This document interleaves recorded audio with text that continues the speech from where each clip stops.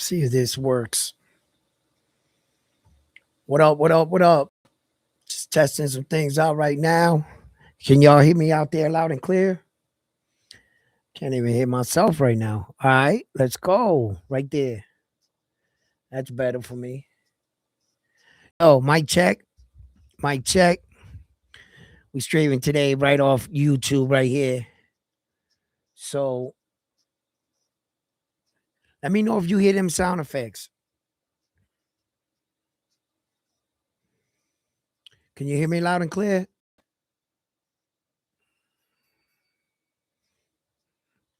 Let me check it myself.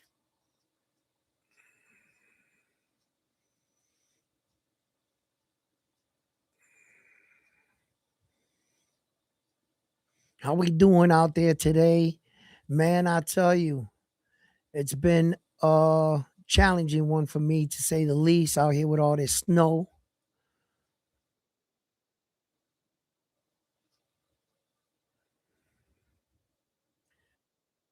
Damn, nah, I hear you, but no sound.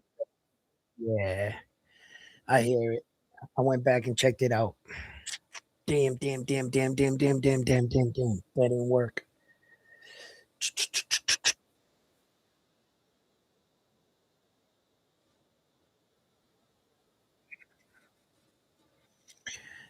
All right, so anyway, back to the drawing board with that one. I guess my software somewhere is not connecting.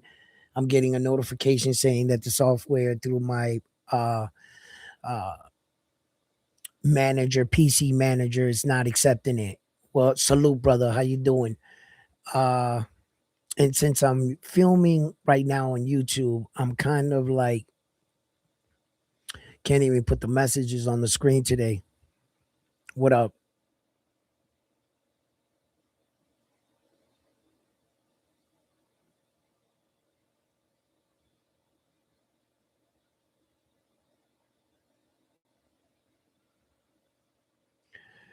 Brother, your name is messing me up. I think it says Jose, but it's like Jose. So anyway, fight fans, let's talk boxing. Um, Man, we got a lot of interesting fights coming up, and I'm getting a little bit, you know what I'm saying, like anxious for these fights coming. We got Xander. You know, he's going to unify.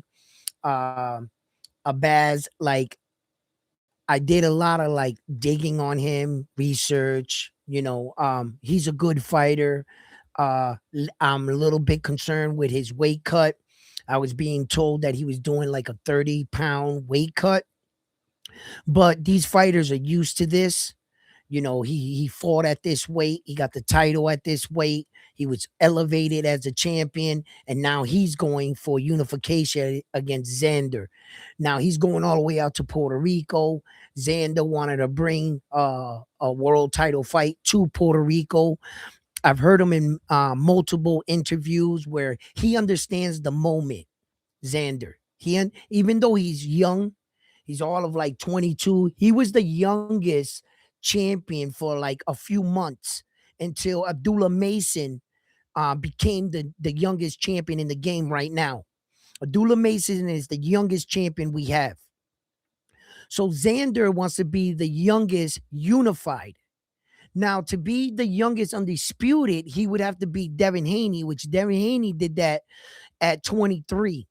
But Devin, people are going to say Devin fought one guy for 3 belts. It really doesn't matter. That shit don't matter. Don't let that blind you. Devin did it. Doesn't matter if he fought one guy for 4 belts, three, two, one. Long as it's complete, you have at it. In the record books, Devin did it at 23. That's a done deal. In order to beat that, you got to do it at 22 or match him at 23, and then we'll go by the months. Like he was so much months younger, or that's what happened. But first, Xander, let's get this first belt before we start wishing for the stars, right? So first, I would like Xander to go out there and beat Abaz, right? And I think the way he's gonna beat him, he's gonna outbox him, outmuscle him, and outpunch him. That's the way he's going to have to beat him, in my opinion. Reason being, Abaz, he's good. He can fight. So to sit there and have like a glorified sparring session with him and just go back and forth, you're taking a gamble, Xander, that you're going to try to literally outbox and outscore him. To see now, if there comes a point where he can see he's just faster, he's beating him to the punch, okay, just outbox him, Xander. Grab the belt and let's get out of here.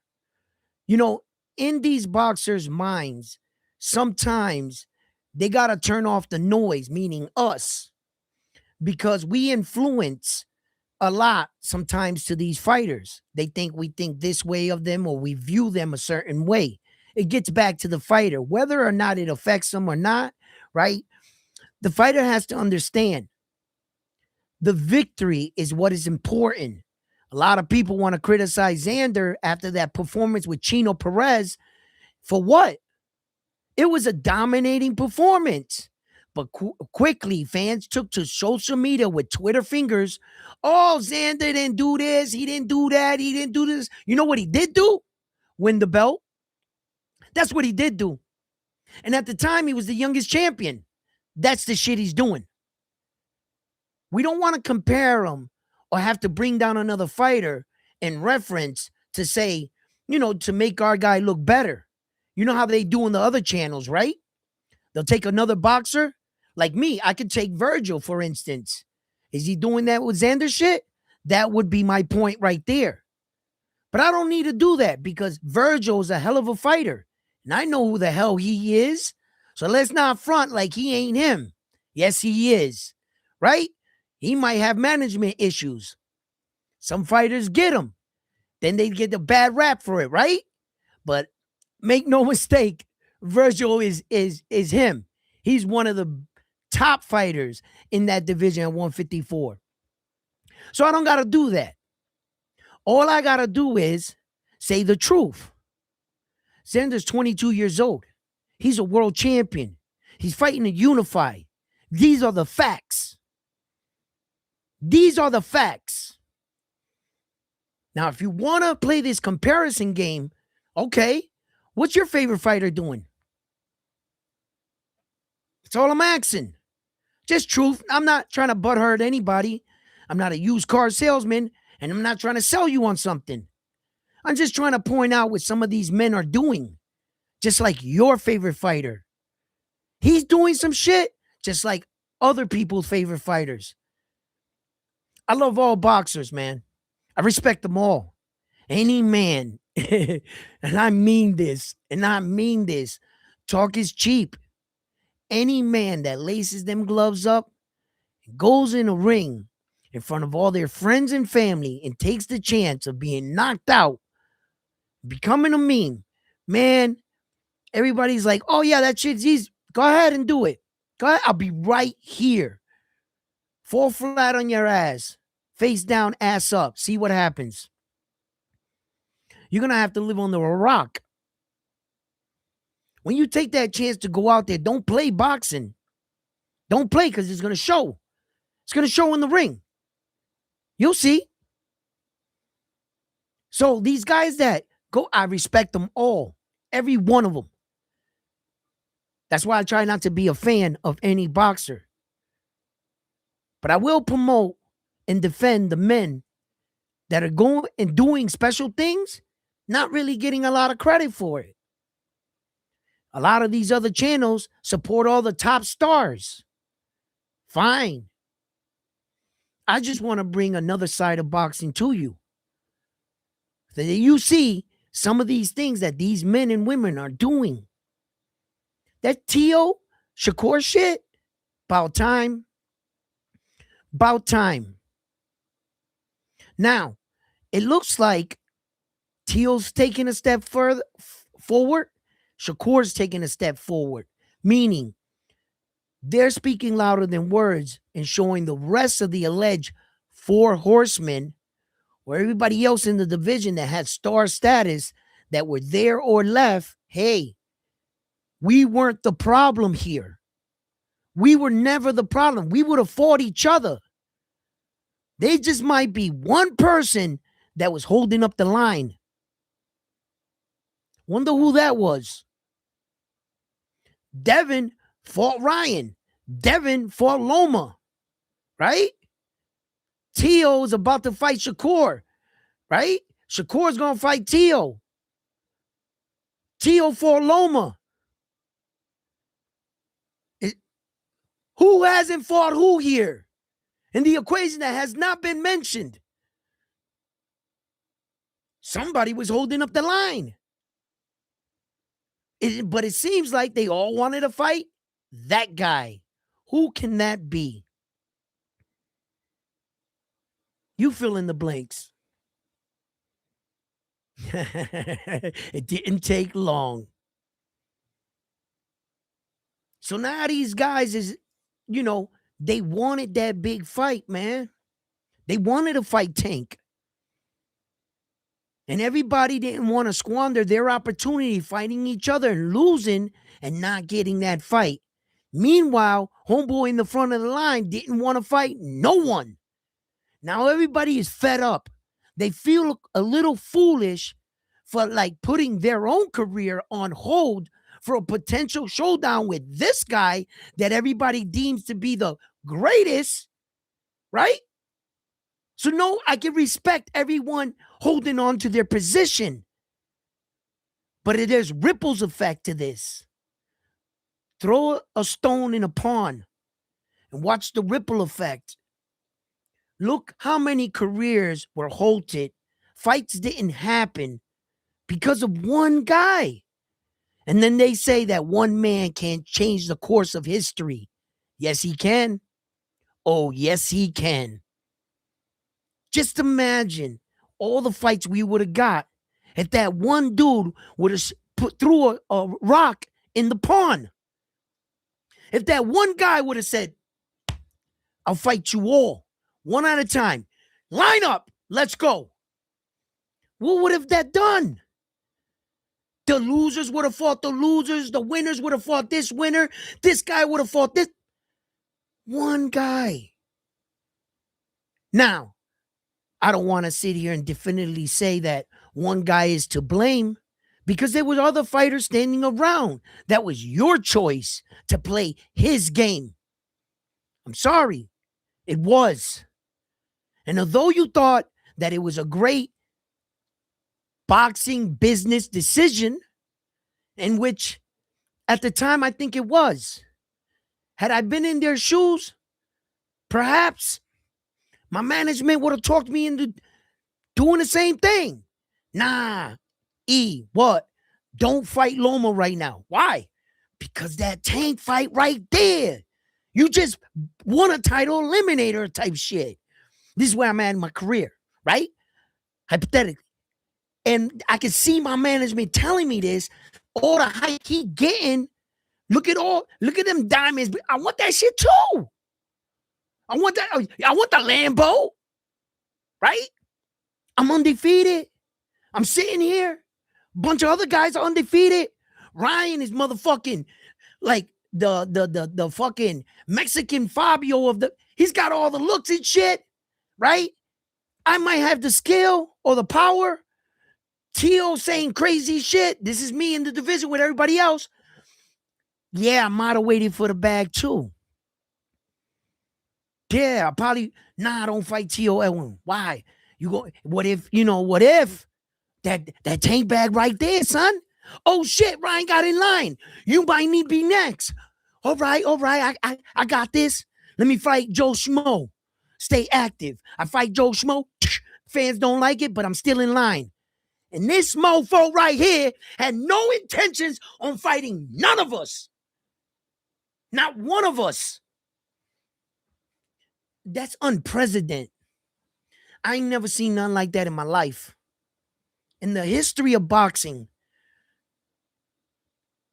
I've seen people being accused through periods, ducking one guy a little bit more in their career, ducking one other guy or something. It's kind of common. But ducking everyone? Everybody? Everybody. That's unprecedented. Brother, you ducked everyone, an entire division. And then you can't say you didn't have dancing partners. You know what I think Tank did, man, in a sense? I'm not sure. Hypothetically, I'm just spitballing here, right? Maybe it got all to his head. Maybe he didn't feel nobody was worthy. Maybe he really thought he was like a king. He didn't have a king. There was no one else except Ryan that could bring that kind of money.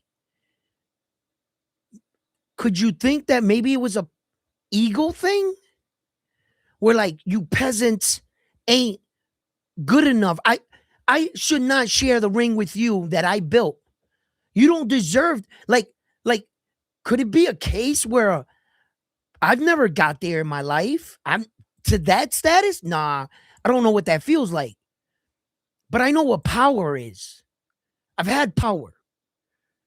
I've had men under me that took orders from me, right? I was a supervisor working in a warehouse. And these guys worked and I gave them their order and their list and they went out. I managed them. I know what that feels like. I don't know what star popularity, walking out your house, women like, I ain't never experienced no shit like that. I'm just spitballing here. Could it be that maybe Tank got to a point in his career where he took it way too fucking like it was like out of spite. He didn't, not because he couldn't beat them, because Tank is one of the most skilled fighters, power punching fighters, little dudes I've ever seen. Yo, that man can find your chin anywhere in that ring. And if he connects, lights out, baby. Lamar Roach had him figured out and was rolling with a lot of his shots too. But remember, Tank was wearing them padded gloves that night too. Like, but anyway, could it be that he was like that shit got to his head? Because like from the outside looking in, I can't sit here and say Tank was scared of anybody. No, that I can't say. Can't say these guys were better skilled than him. Nah, I can't say that neither. I can't say, looking back, if they got in the ring, that the other guy would have beat Tank. Nah, I can't say that neither. So what the fuck is the problem? Like I'm scratching my head going, because I don't believe it. I don't believe these guys could have beat him. The only ones I thought, but at the time, see, Devin's maturing now. Devin's a better fighter in a way. Tank might have beat him back then. Now Devin might be a problem. Shakur, he would have ran on Tank. Shakur would have tasted Tank's power. Nah, I don't think he can. I don't think Shakur got enough. Tank's head is like this big. He looked like he got a helmet on it. Mario Barrio couldn't back Tank up, and he was way bigger. So at 130 Shakur, way faster, fucking lightning. He would have probably pieced up Tank too. He would have like accumulation, but you see, Tank would have ate that shit and came underneath. Tank would take punches. Tank took punches from Frank Martin. Remember when Frank Martin fucking bubbled Tank's eye? That didn't discourage Tank from coming forward at all. He took Ryan Garcia punches, everything. So that's not my point. I'm trying to like draw to a conclusion with this dude to figure out where the fuck did this Tank go wrong? You ever hear that expression on them tunes like the Roadrunner and the dude and the fucking Buzz Bunny? He's like, I took a wrong turn on Albuquerque. I must have took a wrong turn on Albuquerque. Fucking Tank took a wrong turn on Albuquerque, bro. Where did he go wrong? Fucking with Floyd? Do you feel like Floyd did this? Like you guys know how I feel about that shit. I'm gonna say that till I die. That man did that to Tank. But I was like, That's unprecedented, bro. I've never seen anything like that, bro. Being that fucking skilled, nah. I ain't never seen nothing like that in my life. You would think Tank would have rocked all them dudes. Now he's on a run.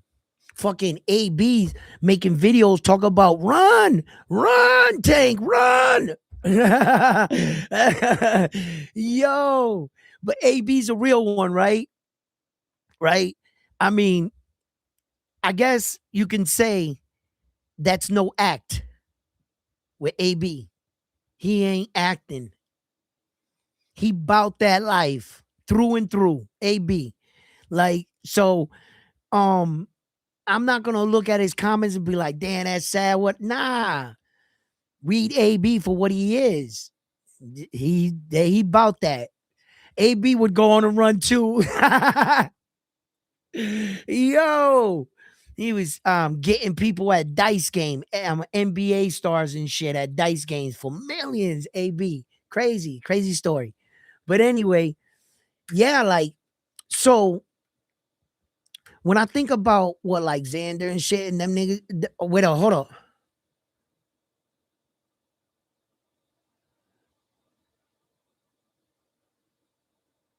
Hey, what up, baby? Yeah, man. Does those what?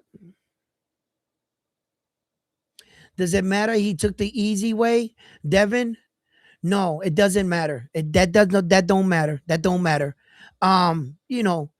Uh, Let me explain one thing before I go on and read the rest of y'all chats and messages and shit. Check this out, right? Me cago en la madre. Damn, man. Yo acabo de. I just wiped this whole shit down, bro. Anyway, what up? Salute, guys. I don't even think that Shakur wants to fight Tank. Floyd production, what program? What's that say? Protection, Floyd protection program with Tank. Nah, man. I'll explain that in a minute. I'll explain some of that shit in a minute. I want to answer this dude's question too. What was it? What does it matter? Yo, check it out. Right, the belt situation is a tricky one. It's kind of one that you damn if you do and you damn if you don't. All four belts. And there's always gonna be someone in life to criticize you. Let me, if you haven't heard this before, let me be the first one to tell you. If you dress down, people are gonna think you don't have money. If you dress like you got money, people are gonna think you're showing off. If if they see you sweeping outside of your house, they're gonna think you're poor. If you have somebody paying them, they're gonna think you're rich. You see, the moral is it that no matter what you do in life, someone's always gonna judge you. You're never gonna please everyone. It's the same way with these belts. What do I mean by that? That if you win, beat one guy for four belts, like Terrence Crawford did, when you look back, they're gonna say, yeah, Terrence, it's not like you were the man in the division. You fought one guy for four belts. Right? So you're going to get criticized because you didn't do it individually. That is the most prestigious way. You went out individually and you won each belt one by one. Right? And then boxing fans are going to come back and say, now that's the most prestigious way. And I'm going to turn around and say, no, it's not. And you say, why?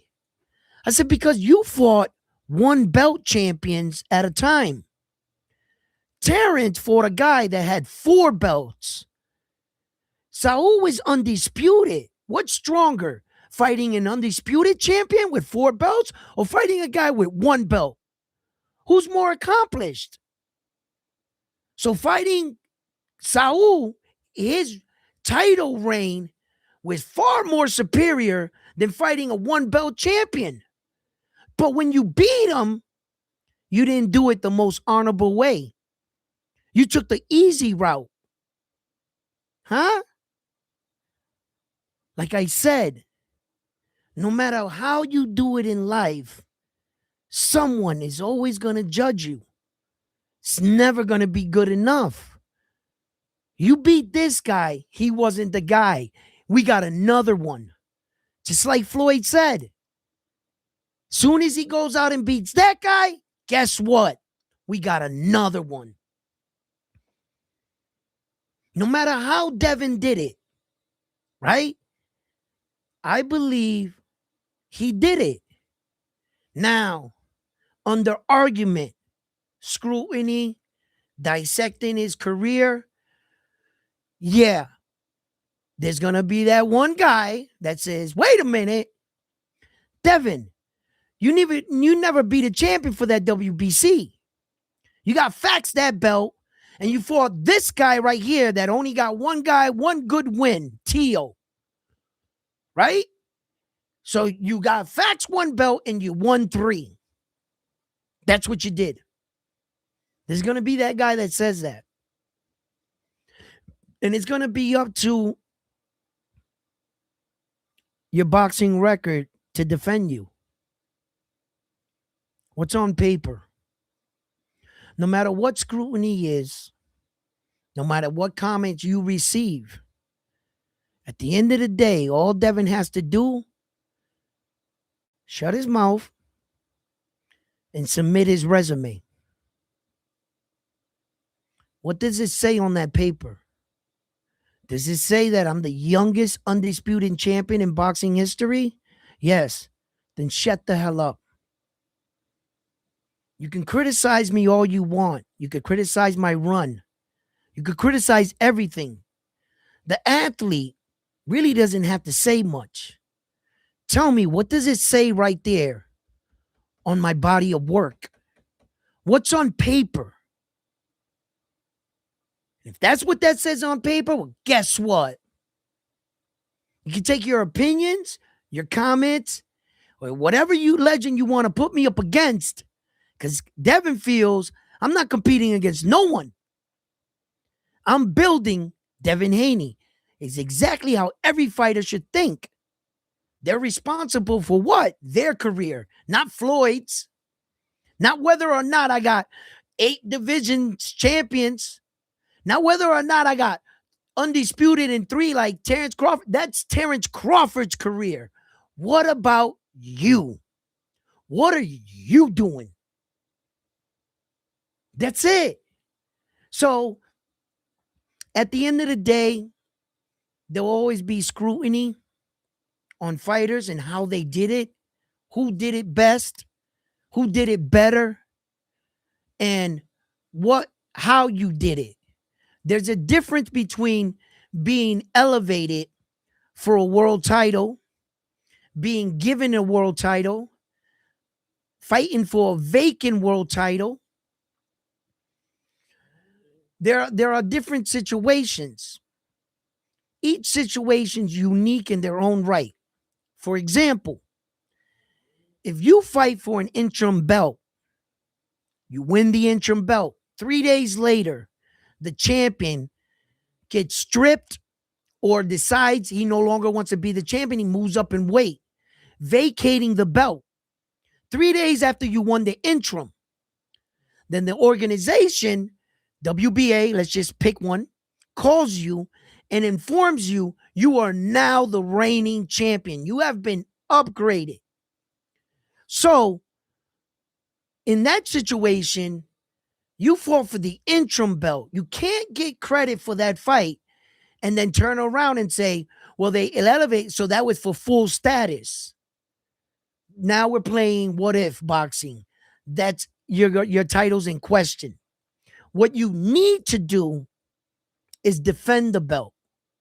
By the boxing honor code rules state that as long as you fight a warm body, you're successful. He doesn't have to be a champion, a former world champion, none of that. That's not how boxing works. What happens on that night, you completed everything. By making a title defense, it says you are a champion. Going into the fight, you had status of a champion. The only champion's name that needed to be there to make a championship fight was you. when people say he didn't fight a champion, they're not adding the champion into the equation. What do you mean he didn't fight? He was a champion going into the fight. Title defense.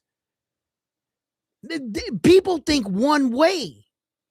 They're only thinking about who is standing across it. They're not taking into consideration, wait a minute, there is a champion in the ring. It's you. That's a world title fight. But boxing fans, they never seem to figure shit like this out. They're always arguing. No, he didn't fight a champion. The guy wasn't a former world champion. They never stop to think, hey, the guy coming into, he's the champion. So once he makes that title defense, it's a wrap. He's a certified world champion. That's why I say when Devin went on to defend that WBC world title, he was no longer a female champion, Devin. He was a full status WBC official champion going into the fight with George Camboza. That's the truth. Everybody wants to joke around. Nah, he was an email champion when he fought. And I'm sitting here and I'm like, I say what you want. You guys got the right to say what you want. But if you want to speak facts, you want to speak truth, no. He was a full champion. Yes, he was. And then the other way, morally, would be fighting for a vacated belt. On that night, both of you are given the opportunity to be called champion after the fight. That's a world title fight. You have the right to be called champion. You guys, neither of you were champion or former world champion fighting for the vacated. But what are you fighting for? A world championship. Now the people don't want to acknowledge what's on the line. So what are you just winning on a medal? So fighting for a vacant belt means nothing? You didn't get the right to fight to be called champion? But according to a casual fan, nah, that's not good enough. Nope. He had to fight Saul next and Terrence Crawford back to back while in a pool of fire, in a ring of fire, right? Like this, in order for them to be entertained. Nah, let's honor boxing for what it is. You got to recognize what's happening. Nah, them two vacant belt. That's for a championship belt. That's the real deal. And after that, you didn't fight a champion. Bro, stop copy and pasting. Everything they hear. No, that's not how that works. So, and then the other way is just straight up beating the guy for his belt. Go in there, fight a champion, beat him for his belt, you a champion. And these are the ways, and then just like the other honor rule, right? People want to honor certain things in life, but they want to nick and pick what suits them. You ever hear a person, trying to talk tough? They say an eye for an eye, a tooth for a tooth. And I go, you want to live in that law? Yeah. You do something to me, I'm going to do it to you, dude. You're damn right. Right? And I'm looking at it and I'm going, okay. So after tooth for tooth and eye for an eye, after you get your revenge, you got to make a blood sacrifice. Go get your best sheep. If you don't got that, your firstborn. Sacrifice the blood because that's the law you're living in. No, I'm not going to do that. Well, then why are you nitpicking? Picking and choose what worked for you. You want to live by that, but you don't want to follow everything. You want to pick things from certain time? No, that's not how that works. You can't pick and choose like these fighters, man. A lot of these fighters pick and choose what works for them. What matches suit them, what styles, so forth and so forth. You can't pick and choose. And just like in boxing, the ritual is, it's one thing to get a world title. You won it. You won the belt. But it's another thing to make a title defense. The second you make a title defense on your belt, the ceremony is complete. You're an official champion amongst champions. See, champions recognize that in the old days, it was hard enough just to get a belt. But that's not where the real test started. The test started, how dominant a champion are you? Where was your run as a champion? And when you're talking to other champions that had great runs, that's what they're talking about: divisions, longevity, title defenses, shit like that. So it was great that you won your belt. But if you never got to defend your belt, you were a champion. You just wasn't a world champion. A world champion has title defenses. A world champion has multiple divisions. A world champion has multiple titles. He has proven his dominance. He has over exceeded above and beyond and separated himself from just the average boxer. That's where we start to break down careers. What did you accomplish? So as far as that, like that, yeah, like, mm-mm. Brian Norman Jr. understood that. I think his dad understood it. Don't fight Jerron Boots Ennis right away. Go fight Jin Sasaki first. Get that title defense under your belt. When he lost to Devin Haney, it didn't, it mattered. Yes, it mattered. You lost your belt. That's heartbreaking. But what mattered is he's going to go down in history. Brian Norman Jr.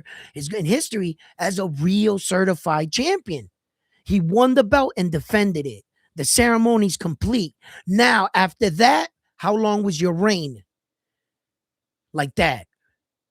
That's how that shit works. And then when we're looking at it as far as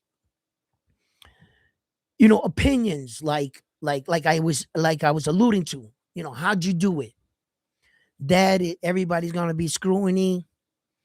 You guys can fight with each other over that. I have, who am I to say that Terrence Crawford's reign was better than fucking the way Naoya Inoue did it, or the way Usyk did it, or the way Jamel Charlo, it's that's gonna be opinionated, bro. He did beat Saul that had 4 belts, man. And then it was just one guy to do that. I get it. You damn if you do, you damn if you don't. That's it. Yo, what's up, Frontline?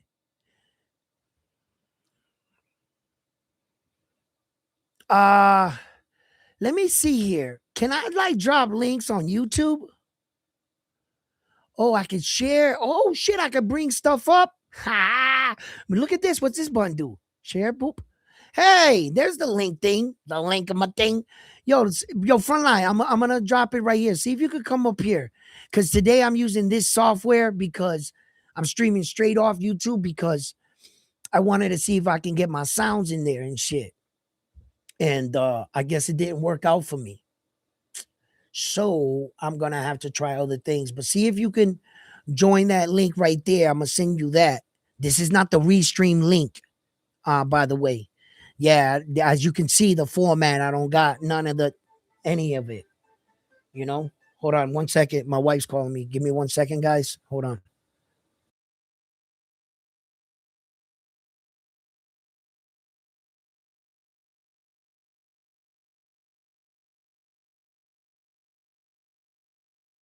All right. I don't know how that's gonna work, but let's find out. Oh, we got the first super chat of the day. If you want my attention, that's how you get it. What's up? Jesus. Rich Boxing. Back for my belt. Rich, the blasphemy in the chat. Did you see Bubos trying to call himself the new champion, trying to take your belt? He wanted me to strip you.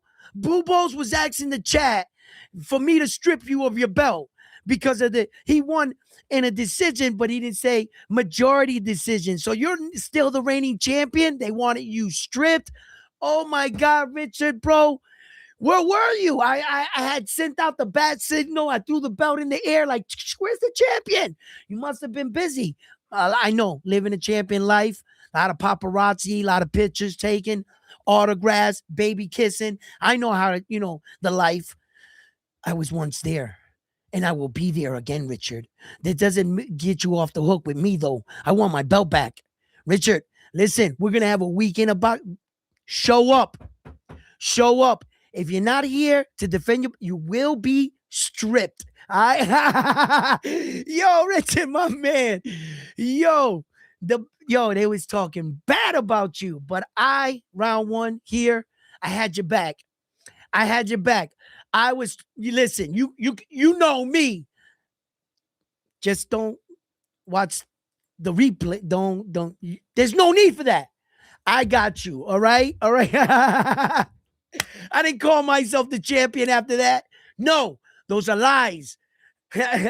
Listen, CJ, what? I can't see that. Is that what you're saying, frontline? See your button trying. Oh, yeah, for the belt.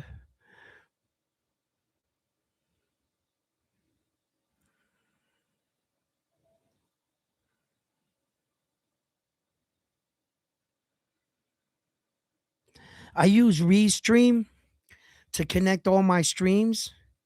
I use Restream and I have a paid subscription for Restream so that you can film on 1080p because Restream only lets you film on 720. So I paid for all the bells and whistles, right? But I bought a new auto interface because my last one was trash, right? You guys could barely hear me. Something in the auto interface got fucked up. I may or may not have spilled something on it prior. I thought I got it all up, might have went through, might have messed it up. I'm not sure. We can't confirm or deny that. It was my fault. We don't know that to be true, but it messed up. So this one, in order to connect this one, you got to download some software. You got to go to like this thing, but they having me pick software for like singing, guitar playing, and I'm like, I'm not playing a guitar. I'm not fucking doing a piano. I just want an auto interface. So it made me pick all these things, and I'm starting to question that the software that I picked for this is not for the Stream Deck. You see, the Stream Deck, and let me put my glasses down. The Stream Deck is what controls like my sound, everything. Now I can press the button just in case y'all got a solution and can help me. I'm telling you everything that's wrong. I can press the button right now. Boop. You see that it's giving me the time? I know it's upside down. But you see that it's giving me the time? It's playing in my ear. It's reading on the auto interface. I can see it right now. It's actually playing, but you guys can't hear it. I got everything connected from. There was this one tutorial. It was telling me to erase everything and to like do it over. That's a lot of fucking work. This is months of putting all this shit together. One piece here, there. And I would have to remember everything. That's taking a risk. It's like, I'm going to try to like press some buttons here. And by the miracle of God, you guys like hear that. Let me turn off the mic, everything. Damn. I don't know what to do. I even pressed the instrument button. I know that messed up my mic a little bit because I was pressing the mic thing. Now I just put it back on. But I don't know. I could even turn that up. I could turn that off. I don't know what to do. I don't know why it's not playing.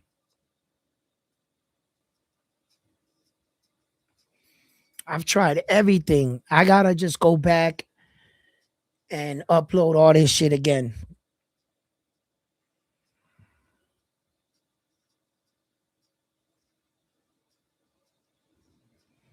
Maybe I might have to download something like that. I'm gonna have to really study this auto interface. I'm gonna have to study it. I'm gonna have to not a lot of tutorials out on it. They got the big brother to it. They got the tutorials for like the big one to this where you could connect two mics Almost all the ones that I see are based off that one. And like I got the one for just one. That's all I needed. So like, but I'm gonna get there. I'm gonna get there. I'm trying everything. I'm trying to, you see me. I'm switching over to here. I'm over here. I'm doing everything I can because I need that shit. I didn't pay all this money for this to be a paperweight right here and not connect to my great microphone. You know what I mean? So I gotta figure this shit out. It's gonna work. I'm somehow. Oh, I done did some other shit too. Let me see if this shit work. Hold up. That did not work. Okay.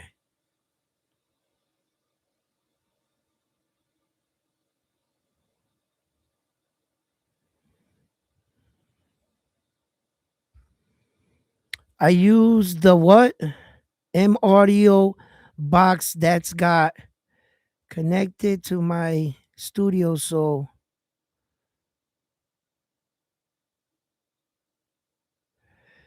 yeah. Um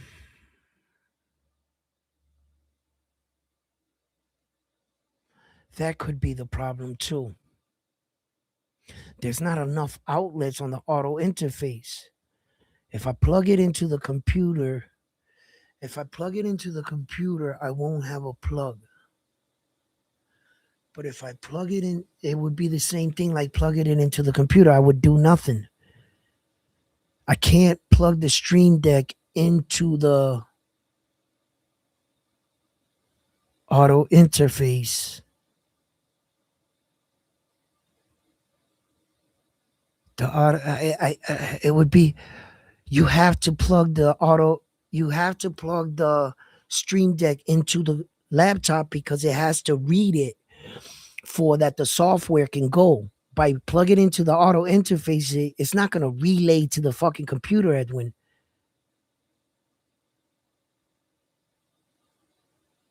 I'll figure this shit out. I'll figure it out. I'll figure it out. I'll figure it out. Listen, anyway.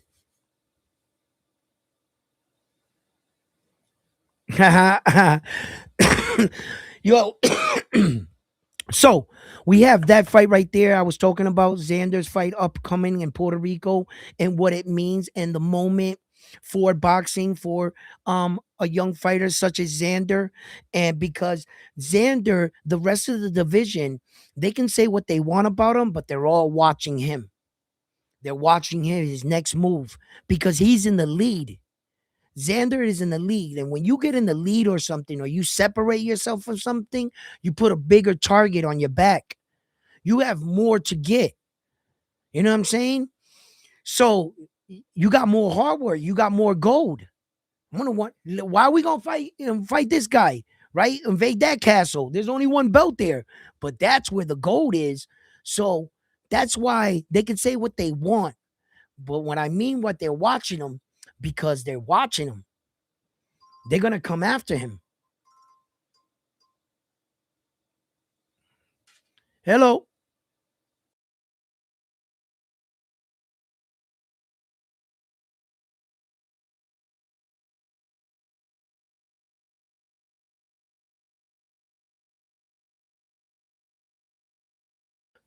That's my daughter's school. I had to take that. I had to take that call. My daughter's school. So like I know that they're gonna come after him, and if he's successful, maybe it'll entice the other champions in the division to fight him. Uh Josh Kelly's talking crazy right now too. Yo, did that fight already happen? I forgot the complete schedule. There's a lot of fights this month, right, guys? Kicking off. A lot of amazing fights.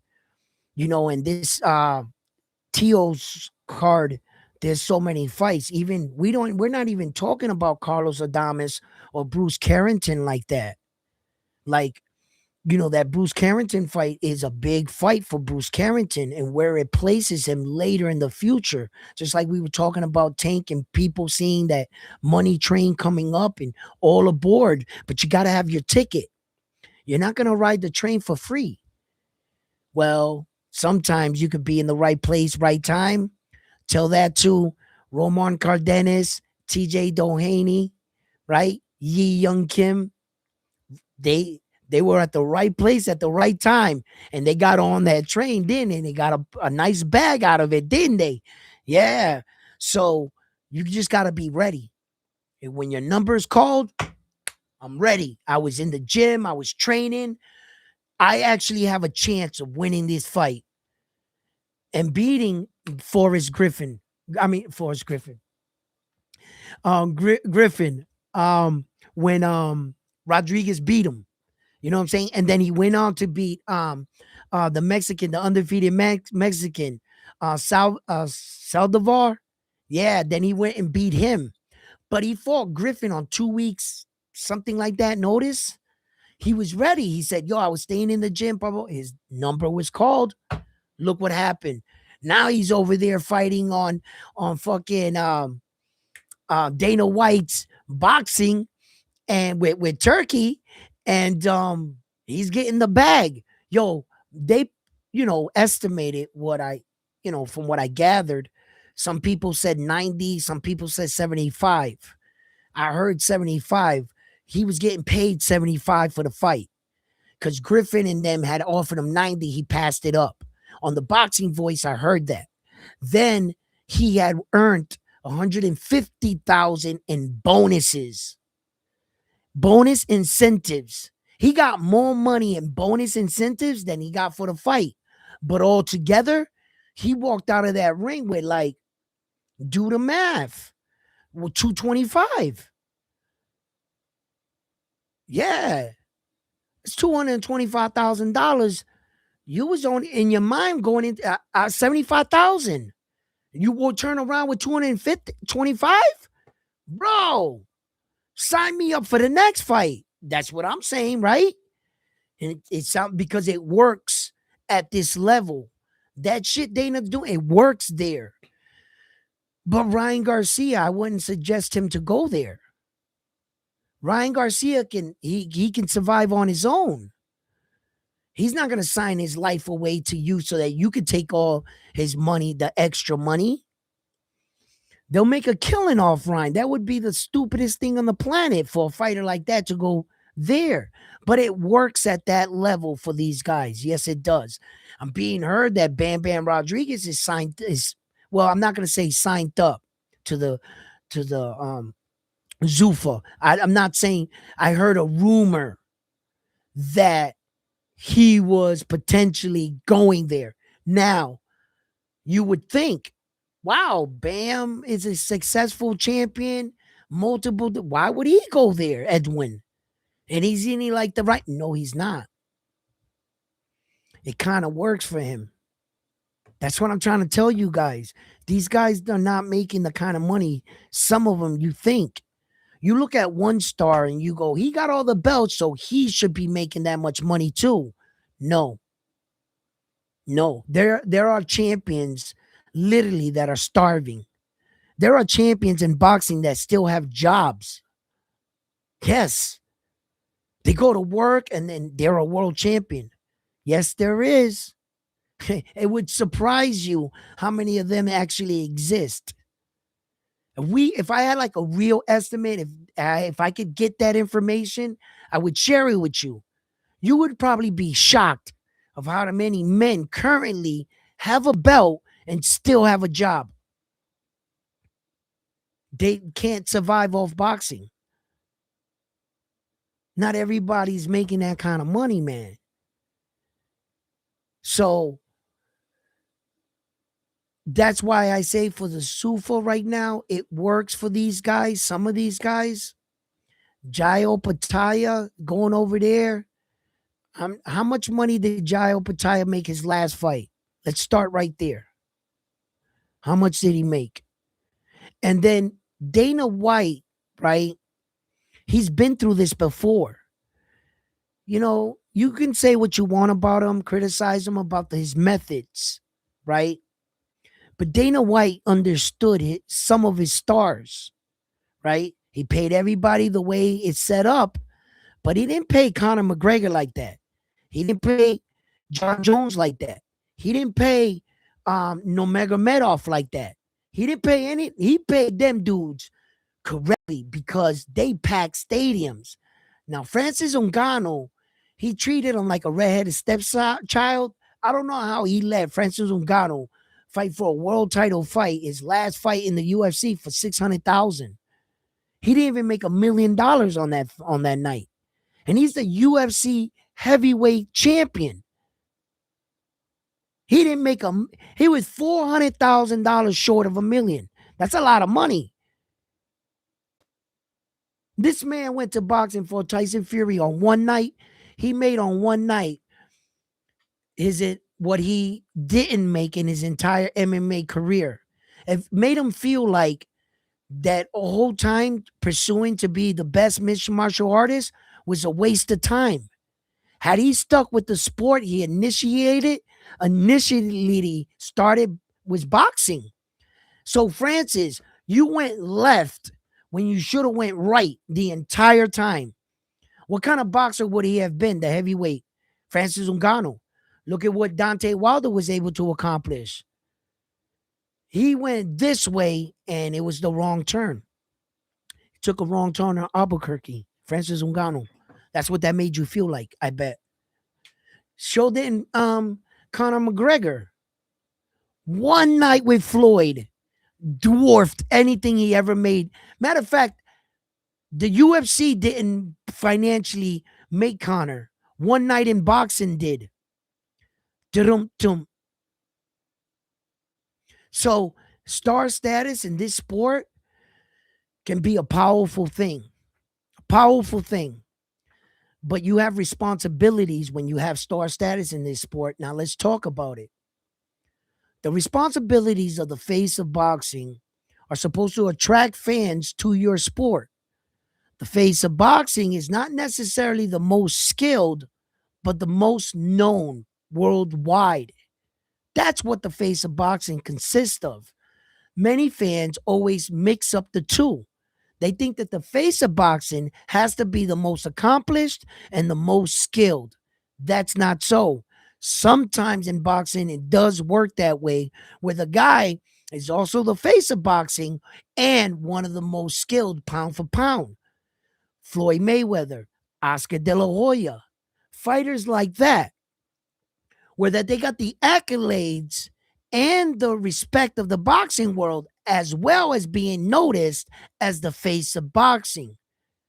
But that might mislead you. In today's era, where that social media puts these fighters out in a broader stage, a wider stage, there are countries that would have never known who Ryan Garcia was, but now they do.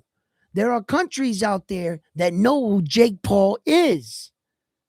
And does Jake Paul move the needle for boxing? Yes. Is he the most accomplished? No. Is he the best fighter, best boxer? Not by far. But is he the most popular fighter? Yes, he is. And that, my friend, needs to be recognized as the face of boxing. One of the faces, one of the many faces that boxing shares. Because on that stage, you also have to have a female boxer right next to the male to promote your sport. Female boxing is here to stay, right? That's the sport. That's what you're sending out to the next wave of little boys and girls. When you promote boxing, you need to put the most popular boxers and the most popular female on that poster. That's what you got to do. That's the face of boxing. So if I was a boxing promoter right now and I was in charge, or you were in charge of making a billboard with the most recognizable fighters, put 4 people on your billboard right now. I want to know in the chat if you had your job was promote. And listen, go ahead and I want to see who you are. You going to get fired on your first day? Or are you going to put the real faces of boxing? Let me see it. Let me see it in this chat right now. Give me 4 guys on your billboard. Your assignment is to sell boxing to the world. Remember, you're speaking to casuals.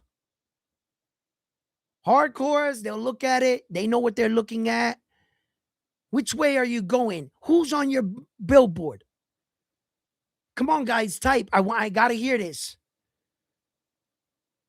I want to know, how would you promote boxing? Who are the four faces on your billboard? I'm coming into town. I got a shitload of money. Me and my wife, or my girlfriend, aka mistress, whatever. She's rocking with me, and I want to show her a good time. But she doesn't know about boxing. She knows fashion, shit like that, expensive eyewear, chains. That's the shit she's in. But I want to go out and have a great time, drink some beer, say, "What's up, bro?" I'm in that mood. What billboard am I looking at? And I says, "Baby, there's a fight in town. We're going to go check that out." What's going to make me turn into your fight? What's your billboard look like? Tell me. And is your girlfriend going to be able to identify any of those faces? Because that's what's important. It's not you. You're probably more familiar with boxing. You could probably tell me who's on the billboard, or maybe even three of them and not get one. But you would be familiar with boxing. Now I'm talking about your girlfriend. Who do you think she would know on that sign? What face would she say, "I know him. Yeah, let's go check it out"? Because now you got her. Now, once she agrees to, we going to a boxing match, baby. I want to see him. But if you don't got that guy, you know, what? Let me see. Tio and Shakur, bad promotion. Yeah. Nah, I gotta see. I gotta figure this shit out. I gotta see this shit. I'm gonna read it. Can't do 3 million pay-per-view buys. No, that's too far up. Floyd was smart. Half the time, pay-per-view, blah, blah. No. So one get in top ranking. They should be making the no. One.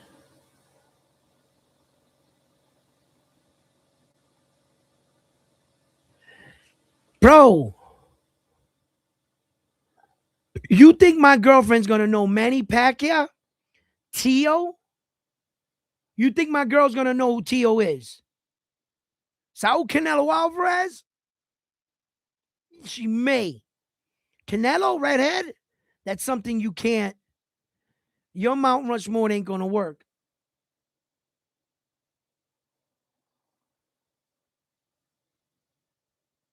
No, I'm just saying, there's not an official location. It could be anywhere in the world, bro.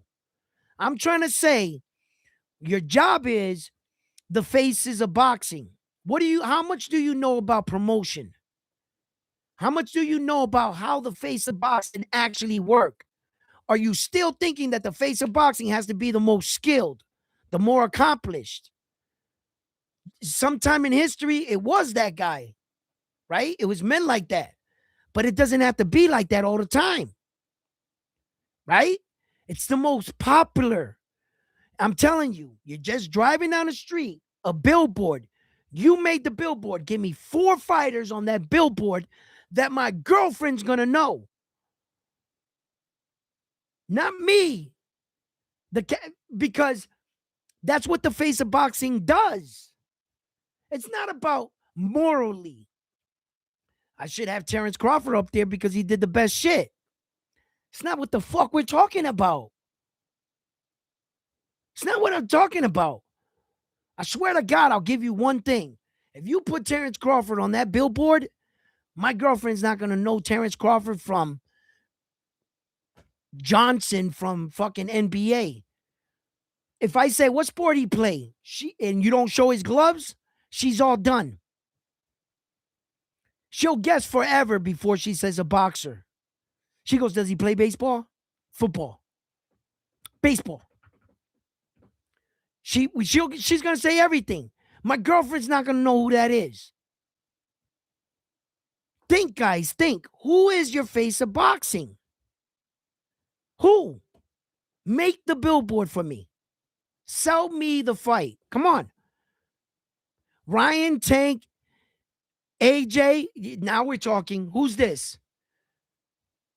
Wilder? You fucked up. You fucked up. Your billboard's going to shit. I got the Perkin boxing billboard. What is it? Ryan Garcia, Tank Davis, Layla Ali, and Clarissa Shields. That's a pretty good billboard. But you didn't need Clarissa Shields there. Your billboard's going down. Once you got Ali, that's all you needed. Layla, she was too popular because of just being connected to Ali. She didn't fight anybody, but her popularity, shit, they mentioned her fighting Clarissa Shields, and the community built up 14 million, was like, we'll give you the money to fight her. Like, I don't think Clarissa Shields can do that. It's obvious Layla's the higher female, well-known boxer in the world. Yeah, Clarissa might be there. I mean, you gotta, but you didn't need both of them. I would have took either or. Yes, I would have took Clarissa, but you don't need Layla. You can have Layla without Clarissa. Yeah, you could do it like that. Yeah, definitely. You didn't because the other one's gonna outshine the other one. You just need attraction. I'm gonna give you my billboard. This is my billboard. My billboard 100% would have Jake Paul, Tank Davis, I can either have Amanda Serrano or Layla Ali.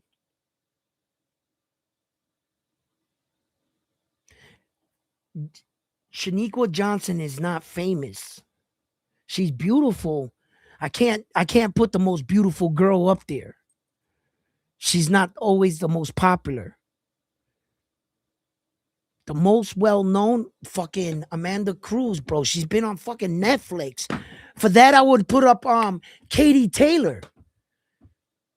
Like somebody like that. I would have Jake Paul, Tank Davis, Amanda Serrano for my girl, and then I would take either Alexander Usyk. He's well known as the heavyweight champion. AJ's on fire right now. I might have to agree with that AJ shit right now. Plus, he got the car accident, the sympathy going. Ooh, I might have to throw AJ on the poster. I'm gonna throw AJ, Tank's fugitive ass, and Jake Paul. And for the girls, Amanda Serrano. I can still go with Saul, but he's coming off the loss. If Saul can give me a real win, and Tank, I mean, this dude is coming, Jake Paul's coming off the loss, but his star status, they never loved him for boxing anyway.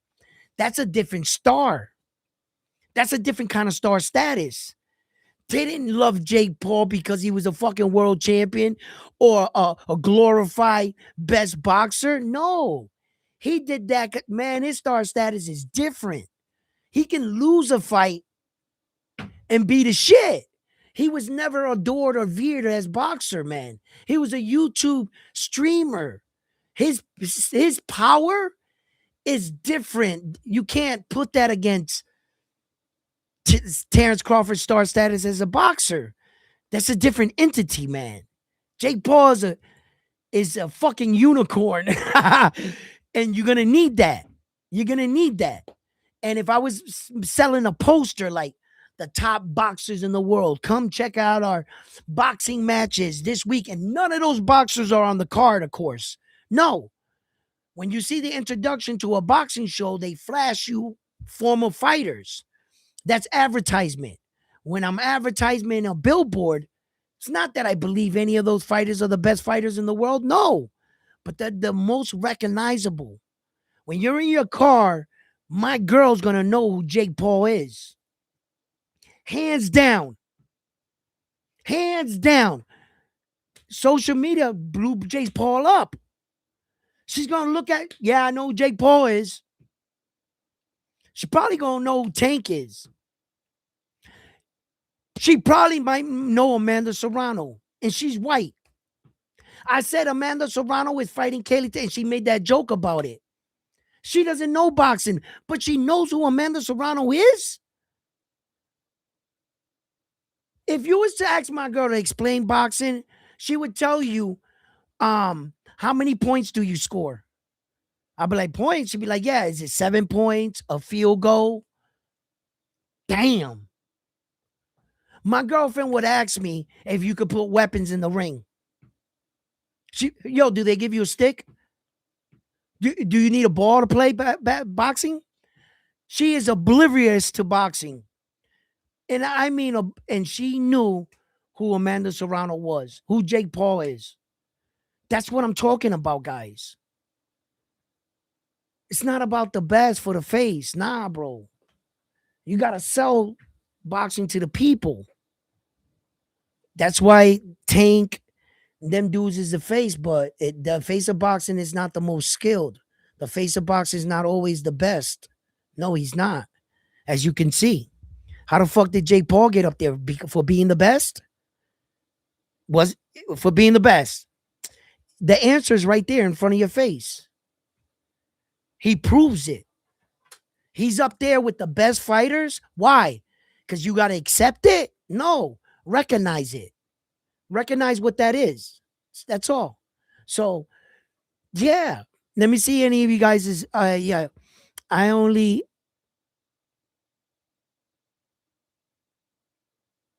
the only skilled is Tank. Ryan.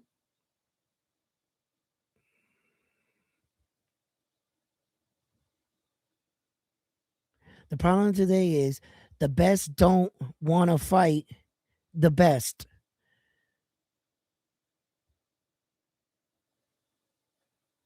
Sort of, sort of.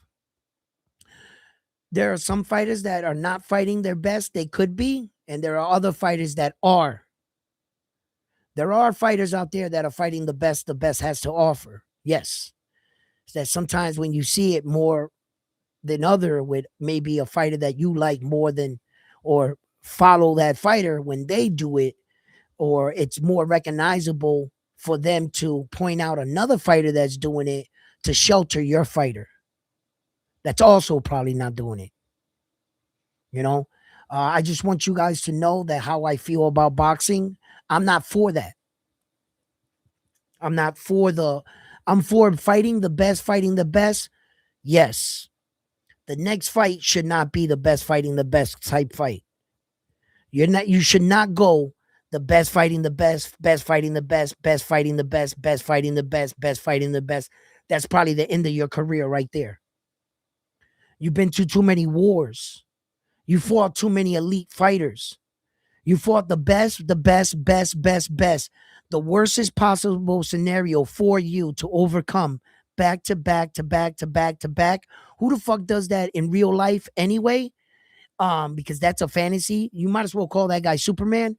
Um, it's not recommended to do that. Your brain's gonna be mush. What you gotta do is do it the old-fashioned way, the way it's always been done. Fight the best fighter, fight this guy, best fighter. This guy, best fighter. Like that. Or sometime go fight this guy, best fighter, fight this guy, best fighter, best fighter. Then chill. Like that. You can do two back to back. Because sometimes you'll want to unify. And that he'll technically be the best. But the champion's not always the best. So sometimes you can get away with it. You know, he could be a champion, but he wasn't the best champion in the division. So you attacked him. So it was actually an easy fight disguised as the best fighting the best. Because the championship belt is going to signify he was the best in the one of the best in the division. You can't deny that, right? He has a world title, but he's not on your level, right? You could be fighting Rolly, right? And you're Jerron Boots Ennis. You understand? So on paper, it's going to be Jerron Boots Ennis can say, What do you mean I didn't fight the best fight? I just fought a world champion. Eh, right?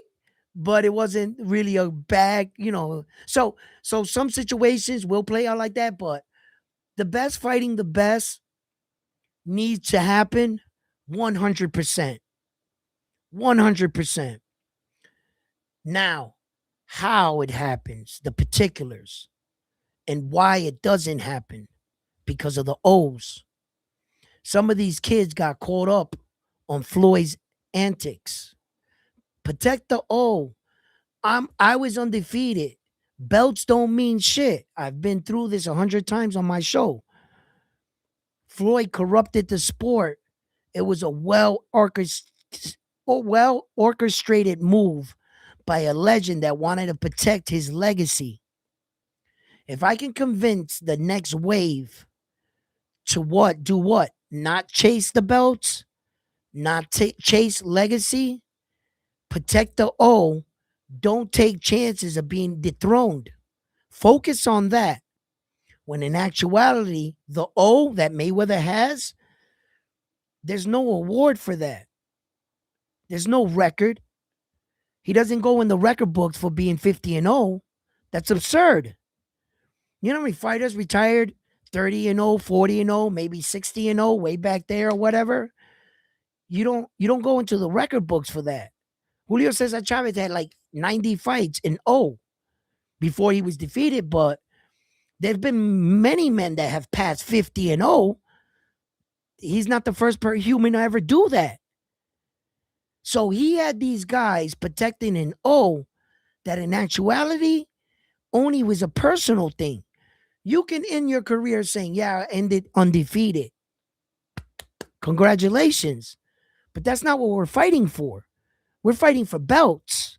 So although you never lost, how many divisions you got? That's why Oscar De La Hoya has a better resume than Floyd. And Oscar De La Hoya is a better GOAT than Floyd to a certain extent. Yes, he is.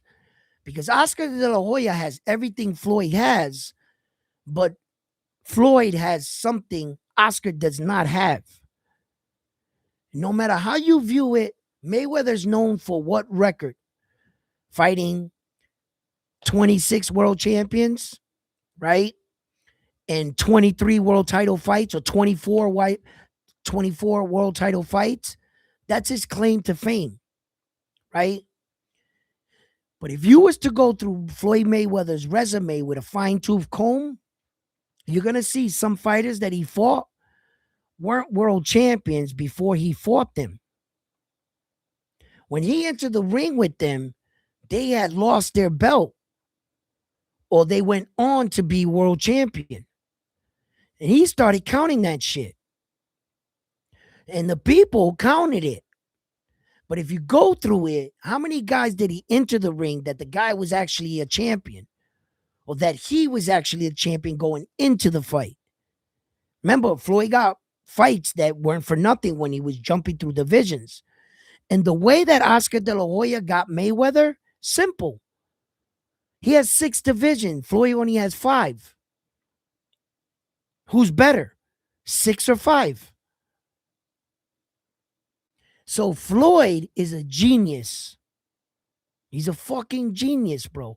And Oscar has a gold medal. Floyd got a bronze. To tell you the truth, his resume is better than Floyd's. But Floyd knew how to win. Floyd knew how to win.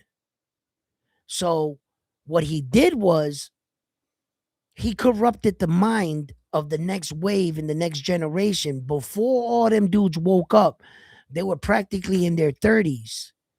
There was no way none of them dudes is going to catch Floyd. Floyd wants to go down in history with his accolades and what he's known for. After he dies, he doesn't give a fuck if anybody beats it. But while he's here on earth, when Floyd Mayweather walks into the room, he's the best accomplished fighter in the world. That's what he wants to be. Not even Terrence Crawford, with all his achievements, can stand next to Floyd like that. It's crazy, right? Because what Floyd is going to say quick, and it's going to destroy fucking Terrence Crawford. Terrence Crawford's going to start off. I got all four belts in three separate weight divisions. Floyd, you never had four belts in no weight division, not in a three belt era or a four belt era. You were never undisputed, Floyd. Great start, Terrence Crawford. Awesome start. Great accolade. Wow, bro. It would seem like you got the great Floyd Mayweather up against the rope. You must be the GOAT, huh? Not so fast. I fought 26 world champions. How many? 9. 9 world champions you fought? That's it? 26. How many consecutive world title fights you been in? You did what? How great was your run? Who were your opponents? Where was this dominant reign? Who'd you beat? One guy? By the way, I beat him first. Bye-bye, Terrence. Yeah, go that way. Turn around with your accolades and go right down that hall where you belong, in the lower section of the elites. Don't come back up here again with that bullshit. That's what's going to happen. Who did you fight? Huh? It looks good. That shit sound good. That's what's going to happen. Floyd's going to go like this. Read the names. Read them. Here's some glasses. Just in case you can't read. Show me your resume. Show me what you got. That shit's going to go. A fucking card. You got 3 names on here. 3 names. Fuck out of here. Get out of here. Pick all your belts up and go that way. That's what's going to happen, bro. Because, fuck, at the end of the day, as a warrior, you have to be measured and judged, right? By who you fought, right? You can't just be like, I'm the best because I got the biggest award. Yeah, that's a shiny trophy, man. That's a great accomplishment. Can't deny that. That shit is dope. Three divisions, all 4 belts. That's fucking awesome. It's fucking beautiful. Damn, bro, he had it all, Terrence. He had 5 divisions, bro. He's got 5 divisions. From the outside looking in, you looking at it, you're like, damn, that shit is strong, man. If I had a poker hand like that, I would think I could beat Floyd. I'd be confident too. But he's going to shoot me down, bro. Soon as they start talking about you done. The difficulty level. Your difficulty level compared to his. It's also going to speak on the dollar amount and who showed up to your fight. The world is going to speak how important your fight actually was and what it meant to amongst your other peers. Floyd's going to destroy him. But great shit. He did some remarkable shit. That's why I tell him he shouldn't retire. He should go for that 6th one. He can add to it. It'd be it'd be a stronger case. Not sure if you could, I don't know. You're gonna need a lot to touch Floyd's record, man. He's not the GOAT for coincidence. He's not the GOAT because fucking you hate or love him. He's the GOAT because of what he did. And until you get somebody that can do some shit like that, it's gonna be tough. It's kind of like fucking going up against Brady. You know what I'm saying? I told you guys, fucking, what was that kid's name? Patrick Mahone, the baby GOAT. He ain't gonna catch Brady because Brady understood longevity. This kid gets fatter every year. Fucking Patrick Mahomes.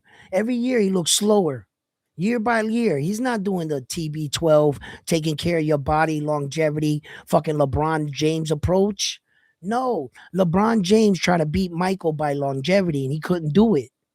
He couldn't do it. There were a lot of people that were close. Terrence was close, man. He at the end he's not gonna be able to do it with those guys he got on his resume. You're not gonna be able to pull it off. There were a lot. But and Usyk, I kind of feel bad for him because he can't go any further. I think Usyk got the skill to do another division. He's bored in the heavyweight division, but there's nothing in front of him. There's nothing in front of him for he can get three divisions. You know what I'm saying? Like Terrence had the opportunity. Usyk hit the wall. It's not his fault. What, he's gonna go down? You can't ask, he's stuck. And Terrence is gonna beat him by default? Because truthfully, if Usyk was given the option, could he tie Terrence? Do you think Usyk got the ability to do what Terrence did? To go up one more? Yeah. Yeah. He could do it. But he can't. Even if Usyk was to go back down a cruiserweight and get all four belts, that'd be a waste of time. He wouldn't get credit for that. Well, as accomplished reign, he would get credit like that, yes. But he wouldn't get credit for cruiserweight twice. He's stuck. That's fucked up. Because Usyk got the potential to do more. He really does. He's a great fighter, man. He just can't go up. He's stuck. So Naoya Inoue, that's the other guy that can possibly get the three with the four division, and I don't think he's going to do it. I don't think he's going to do it. He's going to need help. Naoya Inoue is going to need one of these guys at 126 to start unifying so that he can fight one guy for two belts or three belts, and that would help him. But going on another run at his age, now, what is he, 32? He's going on 33? Like, how long can he do this for? I mean, he's a fucking phenomenal fighter, that Japanese dude. I fucking like that guy, bro, right? But let's be reality. Reality's a motherfucker, right? Father Time is undefeated. Not all of us age the same way. Some of our bodies hold up, some of us doesn't. I can't speak for that man and be like, no, anyway, he could definitely do it. Fuck out of here, bro. That dude would be entering his 6-weight division. Terrence Crawford never did that. Like, nah, bro. No, fuck out of here, bro. Actually, Terrence Crawford did. Fucking right, he did. My bad. Shit. If you was to add up Terrence Crawford where he started, his goddamn, let me tell you where that's Terrence Crawford. That's why he's the best fighter in the world, bro. He's the fucking greatest fighter in our time, Terrence Crawford. I still think Naoya Inoue is pound for pound the best. He's the most skilled, Naoya Inoue, but Terrence Crawford is the best fighter. That's two different things. Pound for pound and the best fighter are not the same entity. They're not the same. The best fighter in the world took the biggest risk and won. You got to win it. That's the best fighter in the world. Who takes the biggest risk, does the best fighter shit. Naoya Inoue never jumped up 2 divisions to fight a guy that had 4 belts. He's never done no shit like that. No fighter in history has ever done nothing like that. That's the best fighter in the world. Terrence Crawford. Hands down. No fighter in the world has done better shit than that. Who? I would like to hear it. No one's done anything like that. And one? Fuck out of here. Naoya Inoue jumped up 1 weight division and fought the champion, but McDonald only had 1 belt. Saul had 4 belts. Saul was in you got to jump up 2 weight division and fight an undisputed world champion to beat Terrence Crawford or tie him. So he's the best fighter in the world. Naoya Inoue, for me, He's pound for pound the best skilled fighter.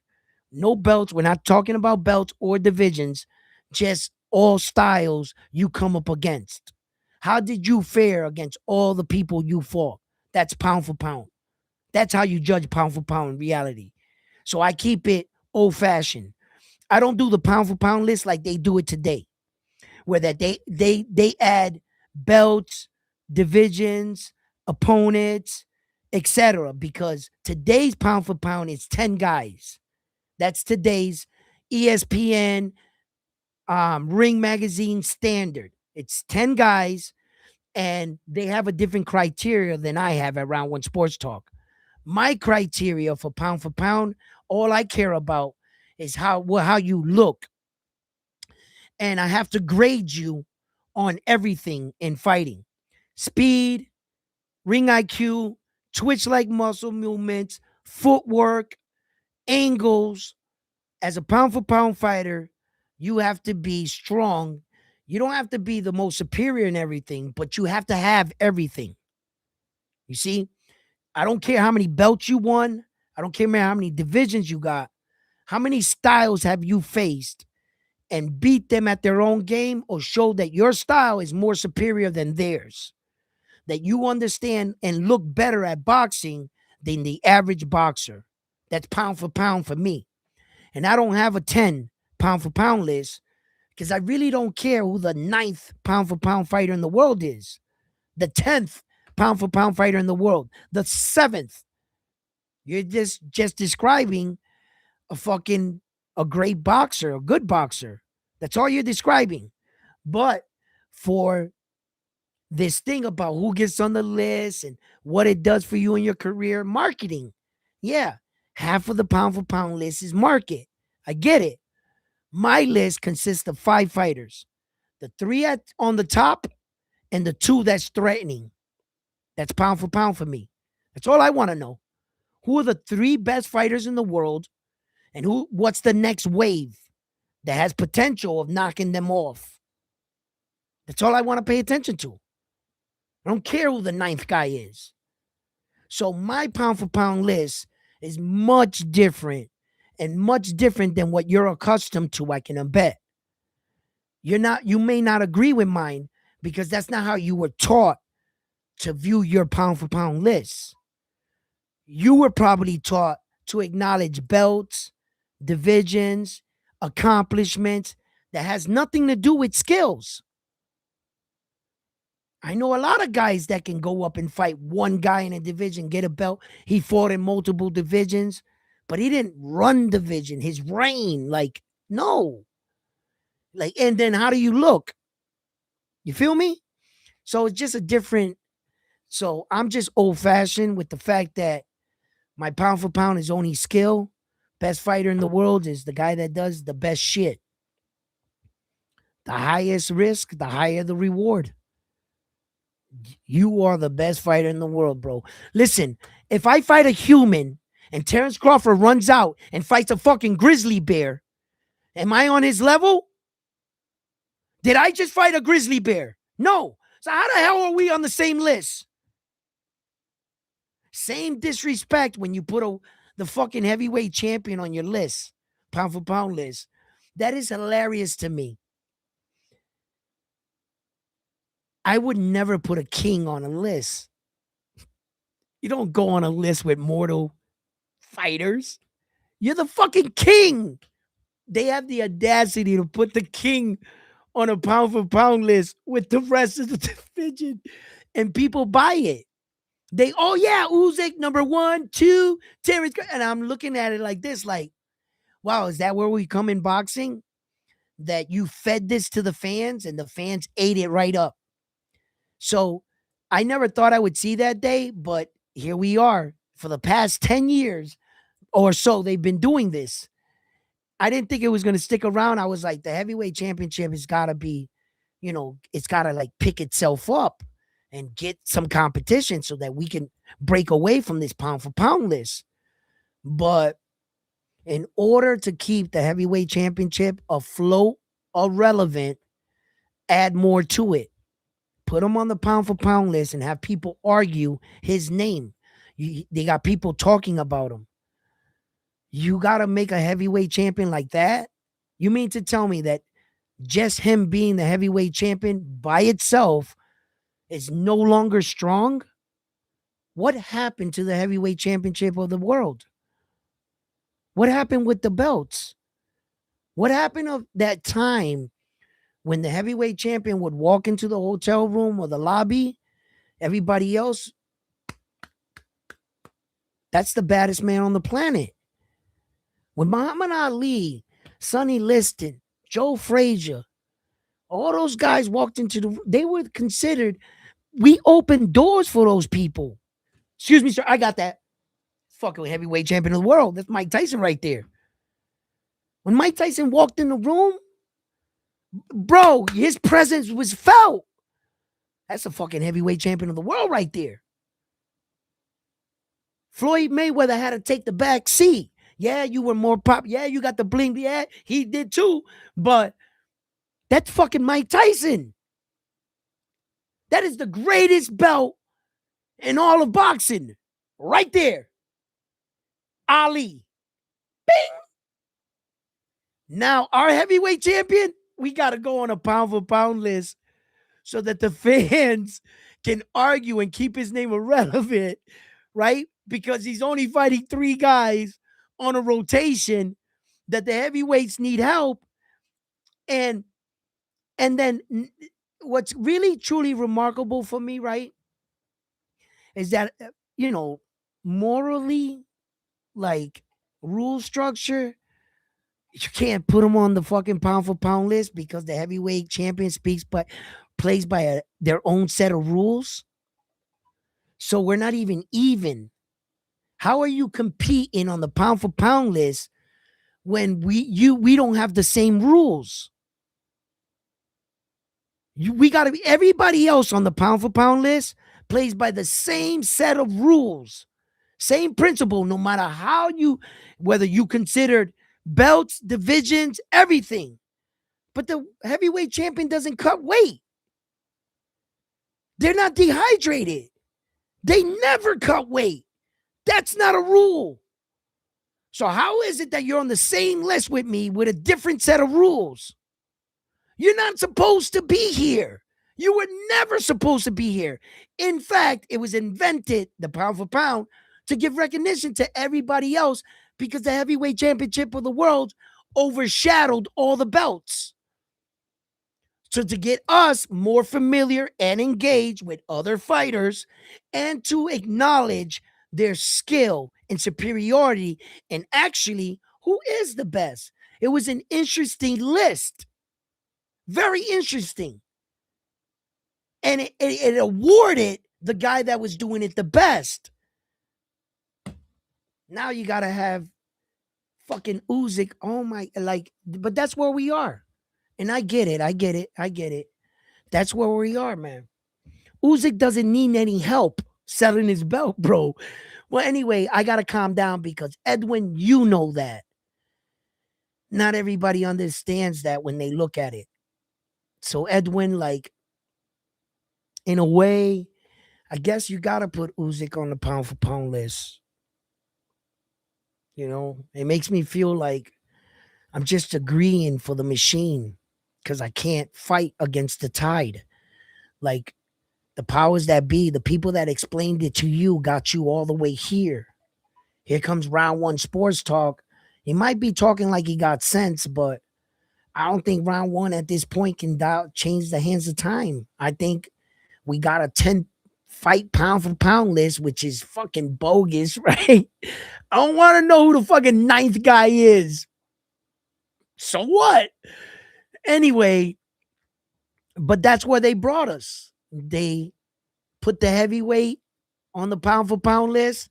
The powers that be, like ESPN and Ring, I can't front. They're the ones that are calling the show. They're the boxing gods. I might have an opinion. I may have a strong argument. Maybe you might not even agree with my argument.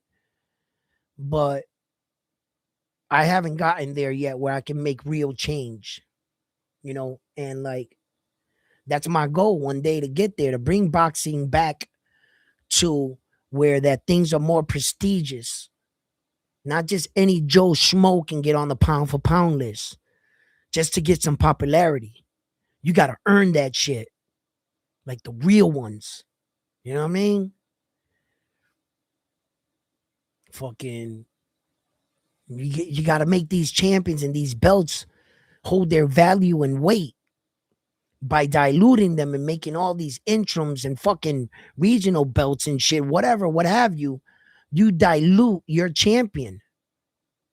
That champion belt doesn't seem as strong. But when you hold your value in life and you stand on business, somebody's going to see your worth. And at times, you might not think you're the greatest champion or the greatest person. And the storm's going to come. You might want to give in. But what about those times you were just about to quit from doing something? This is not working. And all of a sudden, that one thing happens. Bing. And it all comes together. And it was all worth it. You know? Sometimes some of these fighters got to know their value and their worth, but not all of them get it, right? So, look, I think, guys, like, there are a lot of... Let me read some of y'all chats. Hold up.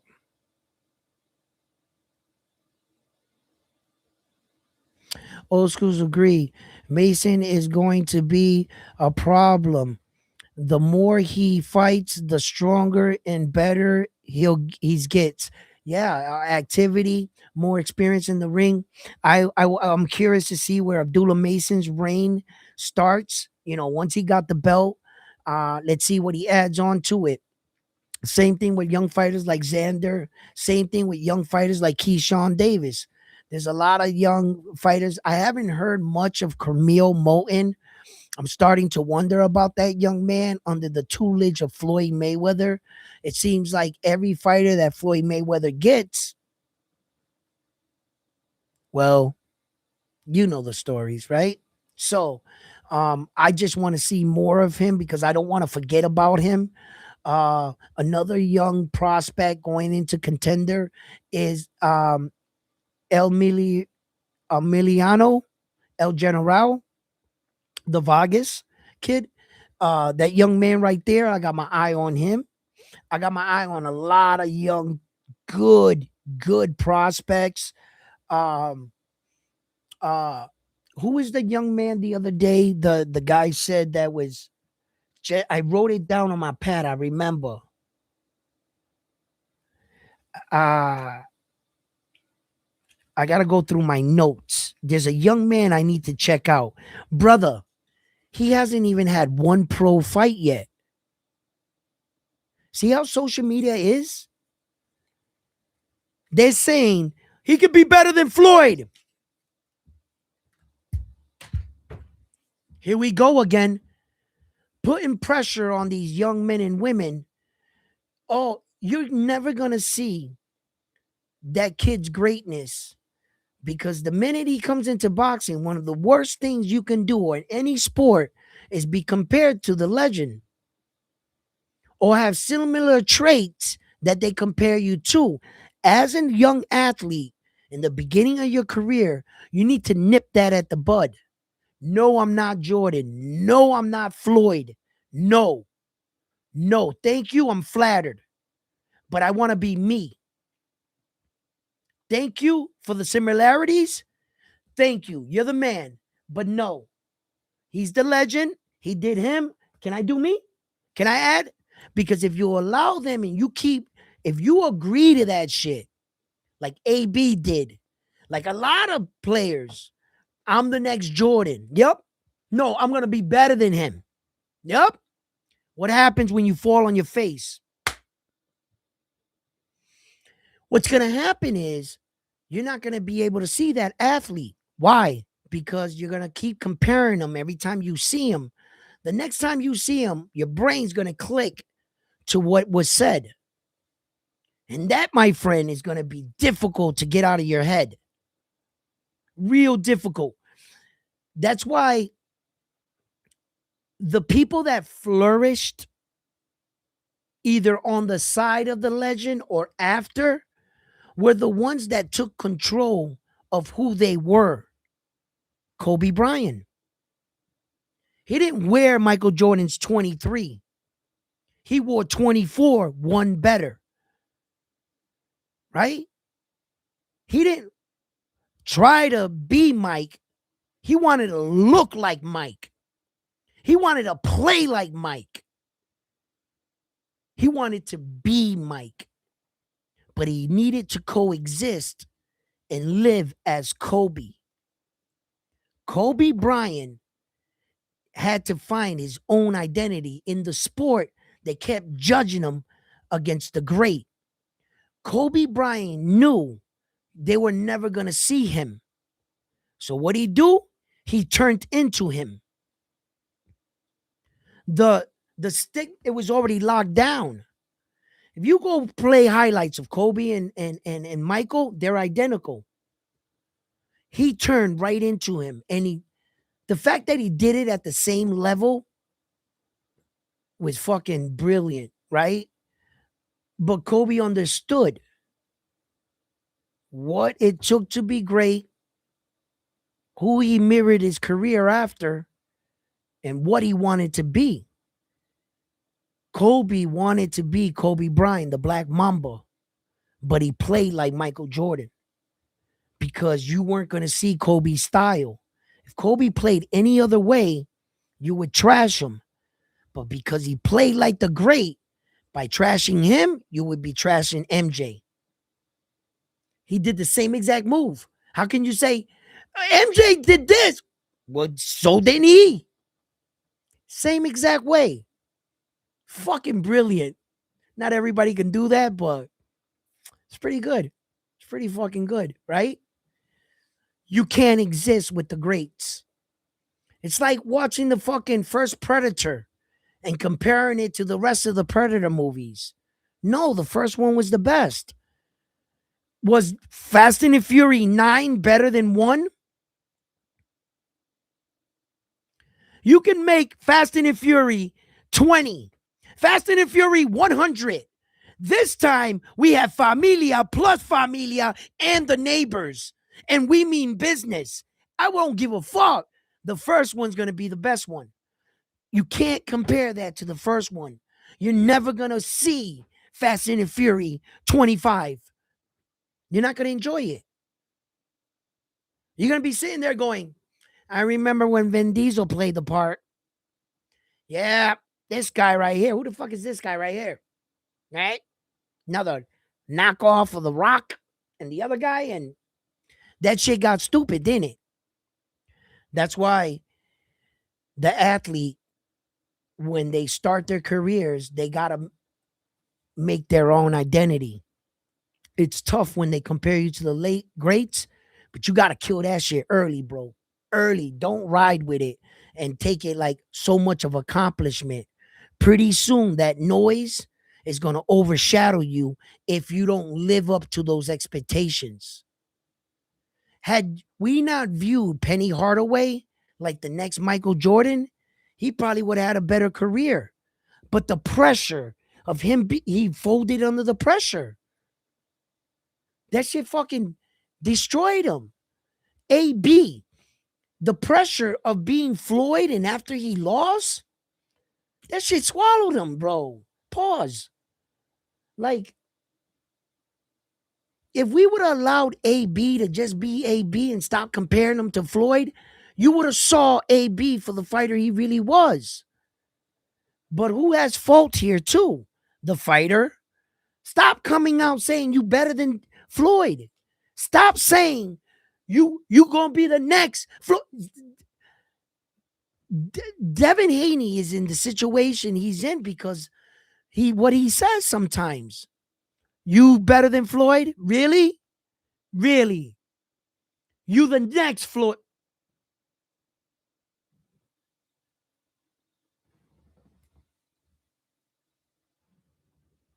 Hold up. I can't do the side eye because I ain't got the other camera on this system. But I definitely would have gave you bombastic side eye on that one. You said what? Bro, these athletes sometimes say the stupidest shit. And then they wonder why we all over them. No, you said that you was going to whoop that dude's ass. You're the one that said you got a list. You got a hit list, and everybody's on the list, but you don't fight nobody on the list. What is that, a grocery list? Did you say your laundry list? No, you try to tell us a group of fighters. Can I see the list again? Let me speak to your son. Give me the goddamn list. Give me the list. You ain't fighting nobody on the list. Fucking find out. Snatch the list out of his hand. Let me see the names on the list. Milk, eggs. This ain't no fight. You got a grocery list. Talk about you got some fighters on this list. That's just a salary. Huh? Tomatoes and where's the fight? Oh, it's the other list. Give me it. Whites and darks. Softener. This your goddamn lot.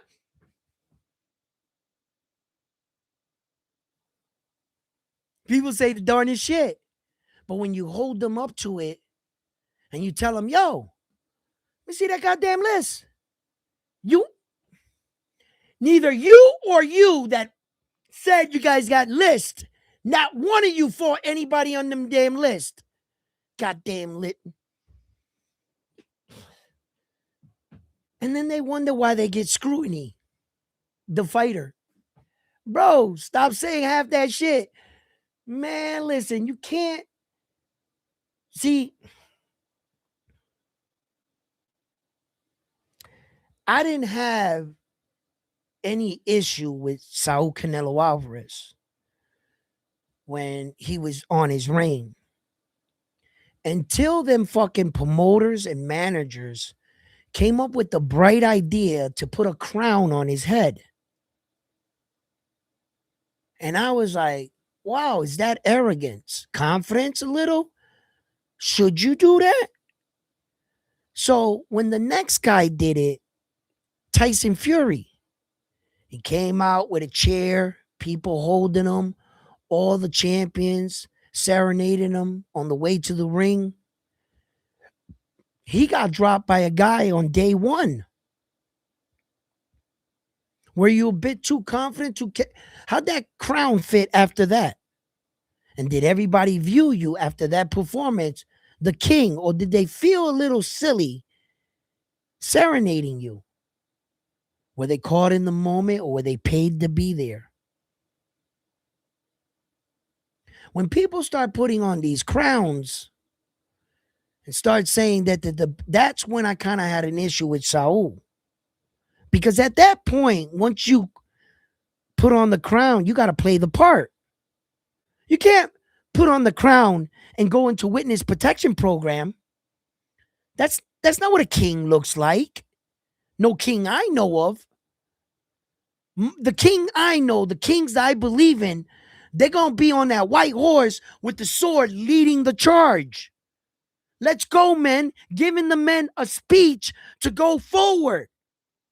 Not hiding in the castle in the fucking basement with the women. Disguised as a bitch to survive. That's not a king. That's not. Kings got to do king shit. And the minute you put on that crown, you had to fight David the Monster Benavidez. Am I right? The minute you came out and said you were the greatest fucking since sliced bread, you did that to yourself. Everything was great with you, Saul. Man, we were rocking out in living rooms. Saul Canelo, whoa, yeah. I'm cool with what he's doing. He's a winner. He's a winner. King, the greatest that ever do it. Oh, wait a minute. Whoa. Whoa. Never been no boxer. And Mexican boxers? You're the greatest Mexican boxers that ever lived. Who told you that? Huh? When he started doing all this shit is when I was like, damn dog, why'd you have to say that? Why'd you have to everything was going so good, like Saul, like you really say you're better than Ali. Really, Saul. You Saul. Don't do that. Don't you had no need. You were the best. You were the best. You were the greatest. Don't come out and say you are the greatest in boxing history. That is forbidden. No, don't no, Saul. You lost your mind. Too much at best, Saul, stop. This motherfucker came out with the crown, the full fucking thing, and he didn't say he was the king in the division. That would have I would have all right. Even though that would have been questionable, right? I'd have been like, all right, this motherfucker lost his mind. I'm the greatest ever. Bro, he was sipping his own Kool-Aid. That's when I had a problem with what Saul was doing on that day. I was like, nah, Saul, bro, come on, dog. Like, you're not even the greatest Mexican fighter, my man. I don't think you are. And to just bypass all of Mexico, every fighter that ever existed, Sugar Ray Leonard, fucking, like, I could sit here for hours naming fighters, right? Jack Johnson, all them fucking great. You're better than all of them? Man. Nah, bro. Come on, dog. You went crazy, bro. That's why these fighters got to watch what they say sometimes, because then people are gonna be like, they're gonna question that shit. They're gonna be like, and that's gonna turn some people off. You can't just say fuck Ali, bro, in boxing, man. What are you fucking crazy? Like, just out of respect him. Plus, he's dead. Like, what he did for boxing, for you to be the fighter you are today, respect the man. You know, you're not even in the heavyweight division. You didn't even do your reign at heavyweight, Saul. Like, boxers lose their fucking mind. Terrence want to try to say that he's the great man. Listen, Floyd Mayweather has a problem being called the greatest boxer in the world. Floyd, just think about that one. Think about that one for a second and let it register. If Floyd Mayweather still is not considered the best to ever do it, Floyd, and this motherfucker, man, shit. And Floyd beat him, actually. What? That's the ironic thing, right? Floyd actually beat him. But yet somehow it's crazy. That's when I lost my mind. So that's why I feel that the fighters have a part responsibility. They do. They do. They should pay homage to the guys that came before them, because the next young Mexican guy, instead of shitting on Saul Canelo Alvarez and saying, I'm better than Saul or whatever, he needs to respect Saul for what he did. And they got to stop letting the media turn them on each other. Like the media, the guy with the mic, he'll make the kid lash out at Saul like, well, no one's going to think you're doing great things because Saul Canelo Alvarez, but they're going to make the kid want to speak up against the champion. It's up to him to catch and recognize the moment and don't allow that to happen. Be like, listen, man, I'm not in competition with Saul, bro. I'm only in competition with the guys in my division, right? So respectfully so, leave that legend alone. I don't know why you keep shitting on the legend. Flip it on the reporter, put it back on him. Don't allow them to get you to say something, and now you got to live with that. Now, in this day and age, like I said, that kid they asking me to look up, the next Floyd Mayweather, he doesn't have one professional fight yet. Look how fast they're putting him up. That's what I'm talking about. Like I like fighters like Keith Cologne because he stays level headed. Yo, that Vargas kid, a lot of the young fighters need to watch his interviews when in younger. Remember when they was putting him up trying to say you weren't ready for a world title fight and the champion this, he would shut that shit down. He would say, "No, I'm not on that level yet, but eventually I will get there. And when that it's time for that bridge, then we will cross that bridge. But for right now, I'm flattered that the champion's talking about me, but I'm not going to sit here and tell you I'm ready for him. In due time, I'll be ready for him." He didn't allow that reporter to suck him into that. That's how you handle these reporters. That young man right there, yo, bro, I was like, nice job. I see you. I see you. They try to do the same thing to Camille Moulton. They try to do the same thing to Abdullah Mason. Quick. Try to get Abdullah Mason to shit on Keyshawn or say this or that he's the best. For what? To put pressure on you later. They're just going to turn around, rewind it. Didn't you say this last year? So it's going to happen. They got to, it's crazy. Sometimes you got to keep a level head in a sport that demands hostility, violence. You would always think you should be the next Mike Tyson. I'm gonna fuck you up. Blah, blah, blah, blah. You would think that, right? But not necessarily. It works, yeah, but you want to focus on the fighting, don't you? I would rather be a better fighter than a better shit talker. Yeah. Everybody wants to sound like the great shit talkers, like the Conor McGregors of the world, real catchy with his punchlines. Yeah, that's cool. That's cool. I'd just rather be a better fighter and be more decorated as a fighter and a champion. So that would be mine, like that. Front line.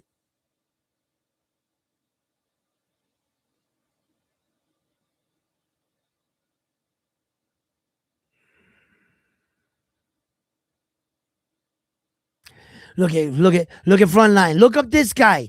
Look up this guy and this guy. He's gonna be a problem. Only reason why you know them dudes is social media. Back in the day, when I was on the block, you know what I'm saying? If you wanted to get a hold of me, you had to hit me on the pager. Yeah, if you wanted me to get my attention, you might want to have to dial 911 or the secret code my mama and my girlfriend knew. You know what I mean? Because if they hit me with the code, I had to come home, right? So I'm not gonna tell you what the code is, just in case they bring beepers back. You never know if they bring beepers back. I've been waiting. I got a drawer full of beepers, and I'm just waiting. I had them in black, I had them in white, I had them in red, blue, all colors. They're gonna bring them back one day, bro. Just waiting. Never happened, right? Damn, I'm wishful thinking. Anyway, right? So it's like in this day and age of social media, fucking guys don't got one fight. Bam, bro. Oh, he's gonna be the greatest next thing. Oh my God. And who's Terrence Crawford? Watch this guy. You think Tank Davis is great? This guy right here. Look him up, Edwin. I go to look him up. Not one bout. Making his debut in 2 months. The emphasis or the pressure they're putting on these young men and women already walking, they haven't even fought. And they're comparing them to this guy, that guy. I get it. I get why, you know, but at some point the athlete is going to have to take control of the situation. Like the young Keith Cologne. Yeah, one day I'll be there. Not now, not yet. Have a process. Skipping the line doesn't always work in your favor. Ask Edgar Berlanga. Guys that skipped the line and got fast paced to the top of the ladder. How'd that work out for you? How'd that work out for Rolly Romero? He skipped too many process. He became champion, lost it quick, and he was popular. Now that he's champion, he wants to be it. He's fighting better. Now he's trying to go through the process. But Rolly was fast tracked. Rolly Ramirez should have never been in half those fights he was in.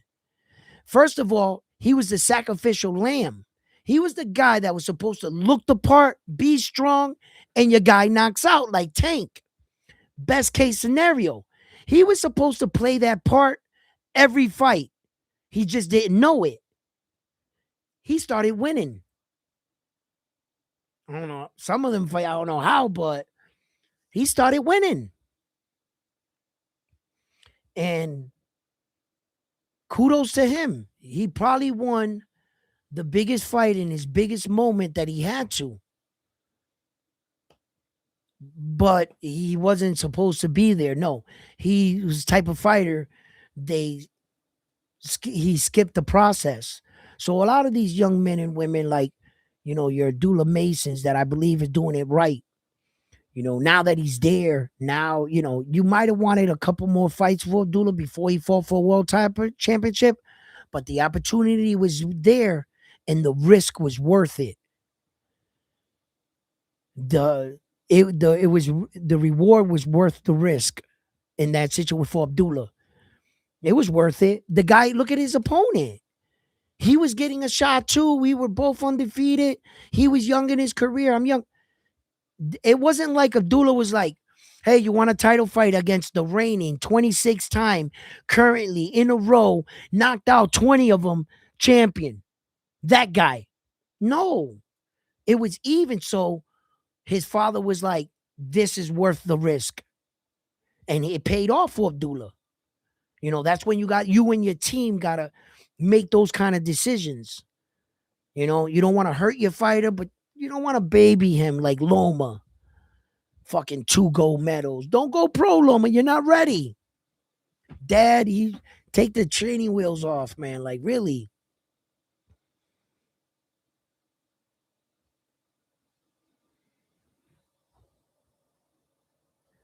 Robbery, Morale, Rolly, Cruz, Mexican. There's a lot of fighters in history that I thought were close fights that might have not gone the right way, not robberies. Let me see if any of the guys Bobo's actually put out at Bobo's Boxing. He's an internet whore. Bobo Boxing. Bro, I was on some random site, web freaking boxing channel. He was there. 2 hours later, 3 hours later, I go downstairs, I'm shoveling, I come upstairs, I go on another boxing channel just to check the Bobo. I was like, bro, he's a freaking slut, bro. He's all over the internet, giving it out, all pressing likes on everybody's. I was like, oh, he made me feel dirty. I was like, Bobo's, oh, you're everywhere, giving it up to everyone. I said, you're a cheap whore. It's like, damn, bro. I was like, man, that dude right there, serious boxing fan. I was just like, wow. But I gotta tell you, Bobos, man, not one of those guys you picked was a robbery. Cruz wasn't a robbery. Rolly, what fight are you talking about? Because the old man fight, that was a robbery. They stopped that fight too early. In the replay, Rolly was missing him in the replay. And the referee stepped in and said, the fight's over. Bro, you hit him with that first one, but he was going like this. So robbery, yeah. Yeah, that's a fucking robbery. You fucking robbed me with no gun, bro. Yeah, that's a robbery. The Cruz one, I can't call a close fight a robbery. If you're saying that in your head, it was a close fight, but he got robbed, that's not a robbery. A robbery is a one-sided fight that guy you could see clearly, hands down, won the fight. O'Shaughnessy Foster and Conceiao, the first one. Conceiao won 1 round in that 12-round fight. 1 round he won. O'Shaughnessy Foster won 11 rounds. On the unofficial scorecard, they had it 11-1. And Conceiao won the fight. That's a robbery. That is the definition of a robbery. But Cruz, Raymond Morataya? That was a close fight. Where's the robbery? Those are fans copy printing what they hear. They hear their other YouTube. It was a robbery. They come back here to round one sport. Hey, round one. It was a robbery. Bro, you copy print mother. You don't think about that before you say it, do you? You're the type of guy that don't acknowledge the other champion in the ring, right? Only one side. They got streets named after you guys. One way. You know what I'm saying? And Bobo's, bro, not only is he on the street, he has property there. He owns a house on one way lane. All right, he's a tenant. If you want to see people going one way, you drive it by. Bobo's comes out of his house with his robe and his newspaper and his coffee like this. I know which way you think, motherfucker. You know what I mean? Yo, he is one argumentative motherfucker. Yo, funny though. Love him. Love him, love him, love him. But I just want to let you know that I'm not taking you serious. I know you're a whore. Okay? A YouTube whore. All right? I giving it up everywhere. Huh. You know what I mean? Come to my channel and shit, pressing buttons and shit. I'm gonna have to test my panel for STD. Get yourself checked out. Bubbles is in the building. Oh my god, oh my god. Oh, we're all gonna get it. Listen. Yo! Oh, Bobo, you're the man. What? Rolly versus the old man? Yeah, that helped me out a lot, Malasa con sabor. Yeah, the old man. That is better than the name I said, huh? Huh? Yeah. Yo, say his name.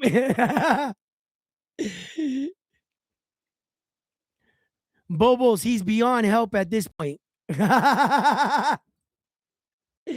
Yo, Bobos, help him. Frontline, help him. Help him what? What am I doing? And read all the chats? Bobo, he needs to go up here and be like, put on your glasses. I don't have glasses. I'm stubborn. My wife made an eye appointment for me, and on the day that we were supposed to go, since I noticed that she didn't remember, I didn't say anything. I'm a little stubborn with this going blind shit. I've been a man that I've never need glasses my entire life, and I'm not cool with getting old. Nah, I'm not. And I just I'm just fucking stubborn. I don't know why. I know my guys are getting bad, but I don't know. I just feel weird. I don't know. I could put on sunglasses and shit. Well, maybe because in my head they're so goddamn expensive that I know that my sunglasses not just sunglasses, they're jewelry. So I don't know, man. I gotta get over this fucking mental thing. I keep telling myself just to go get the glasses and shit, but maybe I became that old stubborn motherfucker that I thought that I would never be. I always grow and change and always have an open mind of things. But when it comes to me and my own personal life, I want to be stubborn, huh? Because you guys are right, man. I should be able to read all this shit. I could read decent. You know what I'm saying? Sometimes you'll see me and hear me read it because I've been doing this so long that certain words I've already gotten right. I can remember what the blur looks like. And I can guess. Sometimes I'll fuck up the guess, right? But if I really get up there and like embarrassing enough, like I shared this with you guys, this is what I use for reading. These are like, they're not reading glasses. They're like these guys, but this is what I use. And like, it's crazy because it's gotta be something mentally wrong, like in my head with this glasses shit. Cause I look, have a laugh. Here, have a laugh. Look, that's what I used to read. Like if I could read my notes, like I read all that shit now. I see everything. Wow, Bright Kevin, the weigh-ins, the push-ups, what 30%? Davis. These are all my notes. I was writing the. See, I can see all this shit. everything. But I can't go all the way up there because the light, I would have to got like put this shit like right here to see all your things right here like this. Frontline wants me to what? Stop moving. Oh, I see what you guys are saying. Hold up. Rolly knocked the old man out and on the ropes. That's why they were stopped. Yeah, but also he was missing all of that.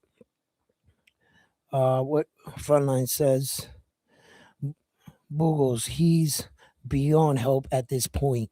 But I read all that. Okay, I have the eyeglasses with the temporary lens. They look like sunglasses. Yeah, that's not my thing. It's not about the sunglasses or the look of sunglasses. It's the fact that I know that my eyes are bad and I'm getting old. You know what I mean? It's like the fact of it. Like I know those are not prescription. I'm not an old fart. You know what I mean? Type shit. I don't know, man, guys. I gotta go get these glasses. My wife went and got glasses, and I told you, she got two nice pair. She got the Versace's, and she got this other pair. I forget what it is. It got like this grown crescent crown right here, right?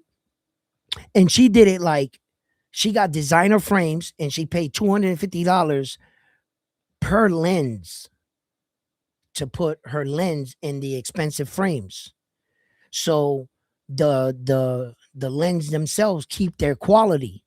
You gotta buy the lens and send the eye thing to your eye doctor, and she did that. Now I couldn't do that with my lens, and nor would I try to do that. Like I would never take these glasses and go pay to put the lenses inside of here because what'll happen is I can do that. I can do that, right? I can pay these for them to be prescription. The lenses cost 370 a piece to have each lens made by the lens guy that because I have to have the name in the corner, the Cartier name. You see how mine has the Cartier name in the corner right here? That's what makes these glasses expensive is not the gold frames. No, even though they're gold, right? It's the quality of the lens. That's what makes them expensive. The expensive eyewear. It's the quality of the cut of how they of the glasses. So even though I could actually pay, which they don't do this. The Cartier don't make prescription lenses. So all the rappers you see on TV with those clear, those are fake. Because first of all, Cartier don't make prescription lenses. And even if you were to pay to put your expensive lenses into your Cartiers, now your Cartiers deplete in value because you've altered them. It's like putting a spoiler on a Mercedes. Yeah, the spoiler might look cool, but you just fucked up that car. You don't take the original thing apart to put your own. So the closest best thing is to go to a place where they send you that they'll put the name themselves and have their cutters cut your frame. Now, in order for you to do that, you're probably going to pay 3 times what the glasses are actually worth by the time you make them. If you were to go sell those to who? You're going to sell it to a guy miraculously that has the same prescription as you? Good luck with that. So basically, what you're doing is putting a spoiler on a Mercedes. So I would never. These glasses are thousands of dollars. Like, no, I'm not gonna take fucking and put some. No, I would rather just keep these like this and then go get another pair. But like that. You would think like, yeah, Edwin, why don't you just turn these? No, I wouldn't do that. It would fuck these up. Nah, I wouldn't do that. I ain't putting no fucking spoiler on a Mercedes. I'm not doing it. You might as well just put a fucking set of dice, furry dice, and those little fucking things on your Mercedes, and fuck it, just put a furry steering wheel. You know what I'm saying? And turn the whole inside fucking velvet. You might as well just do that.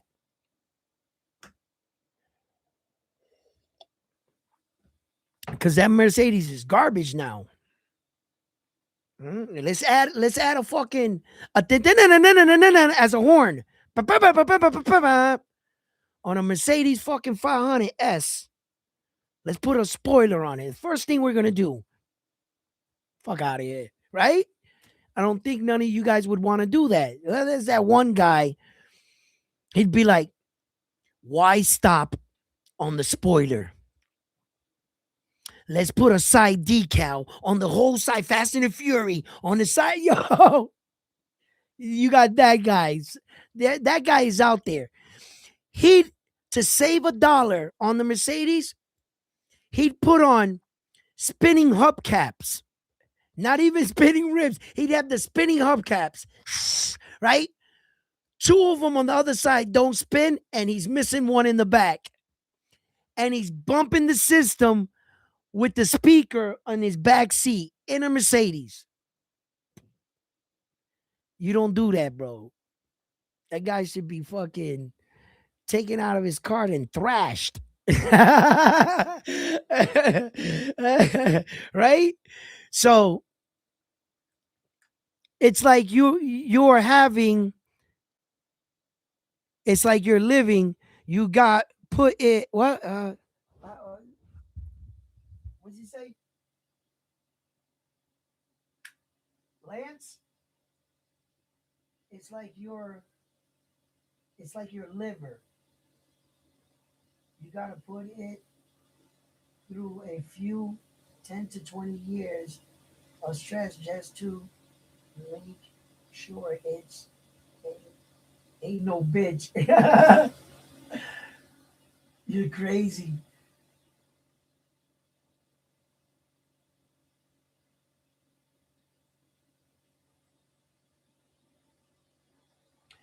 I don't want to. I don't want to make my eyes struggle because I don't want to make them weaker. That's the thing I think of all day, every day. Right? I was on this website with like glasses, right? And like the things asking me questions. And one of the questions they asked me, "Are you in front of a computer screen a lot?" Because it says something about blue rays affecting your eyes and shit, right? And I'm like, yeah, I got a Blu-ray, but I threw that shit away because we went to fucking streaming. Hello. I went from DVD to Blu-ray disc. She was like, not that kind of Blu-ray. I was, all right, all right, all right, all right. Blu-ray, come on, all right, all right. Yeah, okay, I'm in front of a screen, right? So she was like, do you read things and shit? So I was like, yeah. She was like, read this chart, right? So I'm looking at the chart and I couldn't read none of the letters or nothing. And she was like, you need glasses. And I was like, no, maybe I just need to eat more carrots. Why don't we try that first? I'll eat carrots first, right? And we'll come back because it could heal the process. Ellen, no carrot. You're not even giving it a try, lady, right?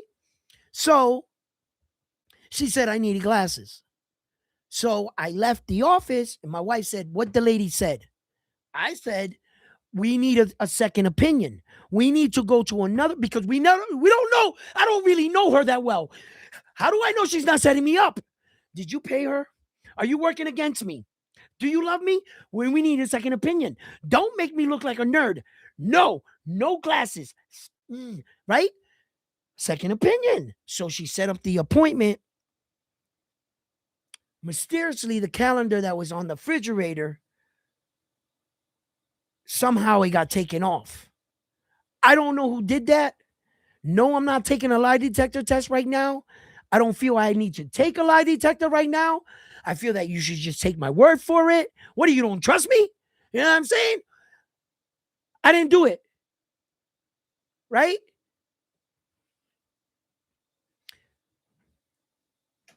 Perhaps maybe I know what happened to it. Maybe I don't. I don't know what happened to the calendar.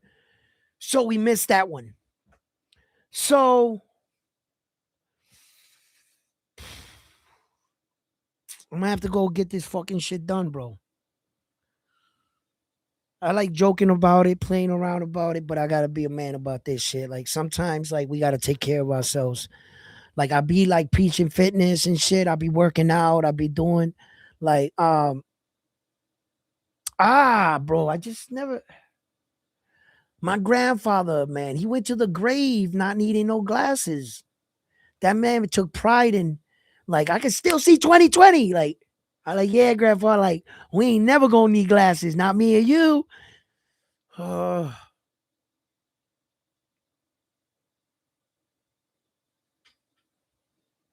Yeah, I gotta go do this shit. Fuck it. I say that. I still don't do it. I still don't do it. But I like reading my own messages and clowning around with you guys, interacting too myself. I can't lie. The fact that I be having to strain, squeak, and not be able to see it fucks me up. Yeah, it does. Uh so I be talking longer because I don't want to read the messages and shit because I be sitting there. But yeah, man. But I gotta take care of all this shit.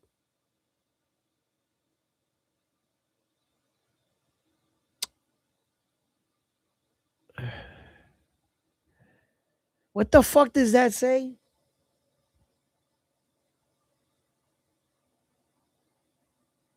Prince Albert, bro? The fuck are you talking about? Is that what that says? Bro, bro, I'm 24 and I wear my glasses sometimes. You good, bro. Just do it. It's not an old thing, it's a human necessity thing.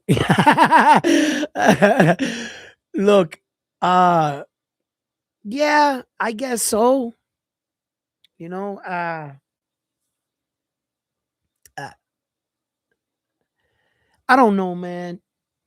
Maybe it was something that fucks with me as a kid because, like my grandfather would, you know, or like everybody like, fuck you, Four Eyes. I don't know. You know what I mean? I don't know what it is in my head, man, but I just gotta go down and get it, man. Stop being a bitch. Yeah, I think I'm being stubborn. Even in my late age, I can be childish. Imagine that, right? And I know this shit, bro. I'm old enough to know. Like I'm putting this off. This is just me. It's me. It's all 100% me. I'm in my own head. I'm fucking being stubborn. Uh all of it. All of the above. Yeah. That's my fault, man. And I apologize for that because I owe it to you guys, man. You know what I mean? To be able to read your chats, interact with you guys no matter what. So yeah, I guess if I can tell myself like that, I'll go get it. Because if it was left to my own devices, I won't do it. But for others, you know, sometimes I could be a people person. Like today, I try to be a people person. I try to have laughter, everything, not lead with aggression. Every show I ask for my ego to be in checked. Like, I don't want to be that way, but I could be stubborn, man. So thanks, guys, man. Sometimes I need that to be brought to my attention. Yeah, I really do. And I just gotta take care of that shit. And then plus take care of myself. You know what I mean? It's true. Like I be trying to strain to read them and shit, fuck on my eyes more and shit. It's getting to the point I can't even read numbers. Yeah. It's getting that bad now. Like I can't even see the numbers. Like the shapes that I see them, I try to remember them. So when I see the number again, I know what number that is. Because if it's number 6, 8, 9, those fuck me up, bro. Now the 4 is starting to look like an 8. That's when shit. And 5. 5 fucks me up too. Yeah, man. Like I got 2, 1 mastered. 3 sometimes a little tricky depending on what number it's next to. Like that. Shit like that, man. But anyway, I don't want to bore you with my fucking eyesight, you know? Um, but listen, fight fans, thank you for tuning in. I wanted to try this YouTube shit, see if I can get the sound effects. So I'm gonna go back to restream. So frontline, all you guys can come in. We can interact. Um, and yeah, yeah, and we got a lot of boxing to talk about. Matter of fact, my wife told me don't forget the trash, so I got to take the trash out. It's Monday. I gotta make sure I'm on that shit. So listen, fight fans, thank you for tuning in. Thank you for being here with me, supporting the channel. Hit the like button, subscribe, become a Round One Sports Talk member. We got a lot of fights to look forward to. A lot of big fights. And you know what I'm saying? I can't wait. I can't wait for all these fights. Nice time, brother. Absolutely. Listen, I'm snowed in right now. All I got right now is you guys. You guys is my family. You know what I'm saying? So, fight fans, I'm on to the next one after this one here at Round One Sports Talk. You guys be best. If you're out there in the cold, get somewhere warm. Love you guys. I'll see you guys tonight, 7:30. Peace.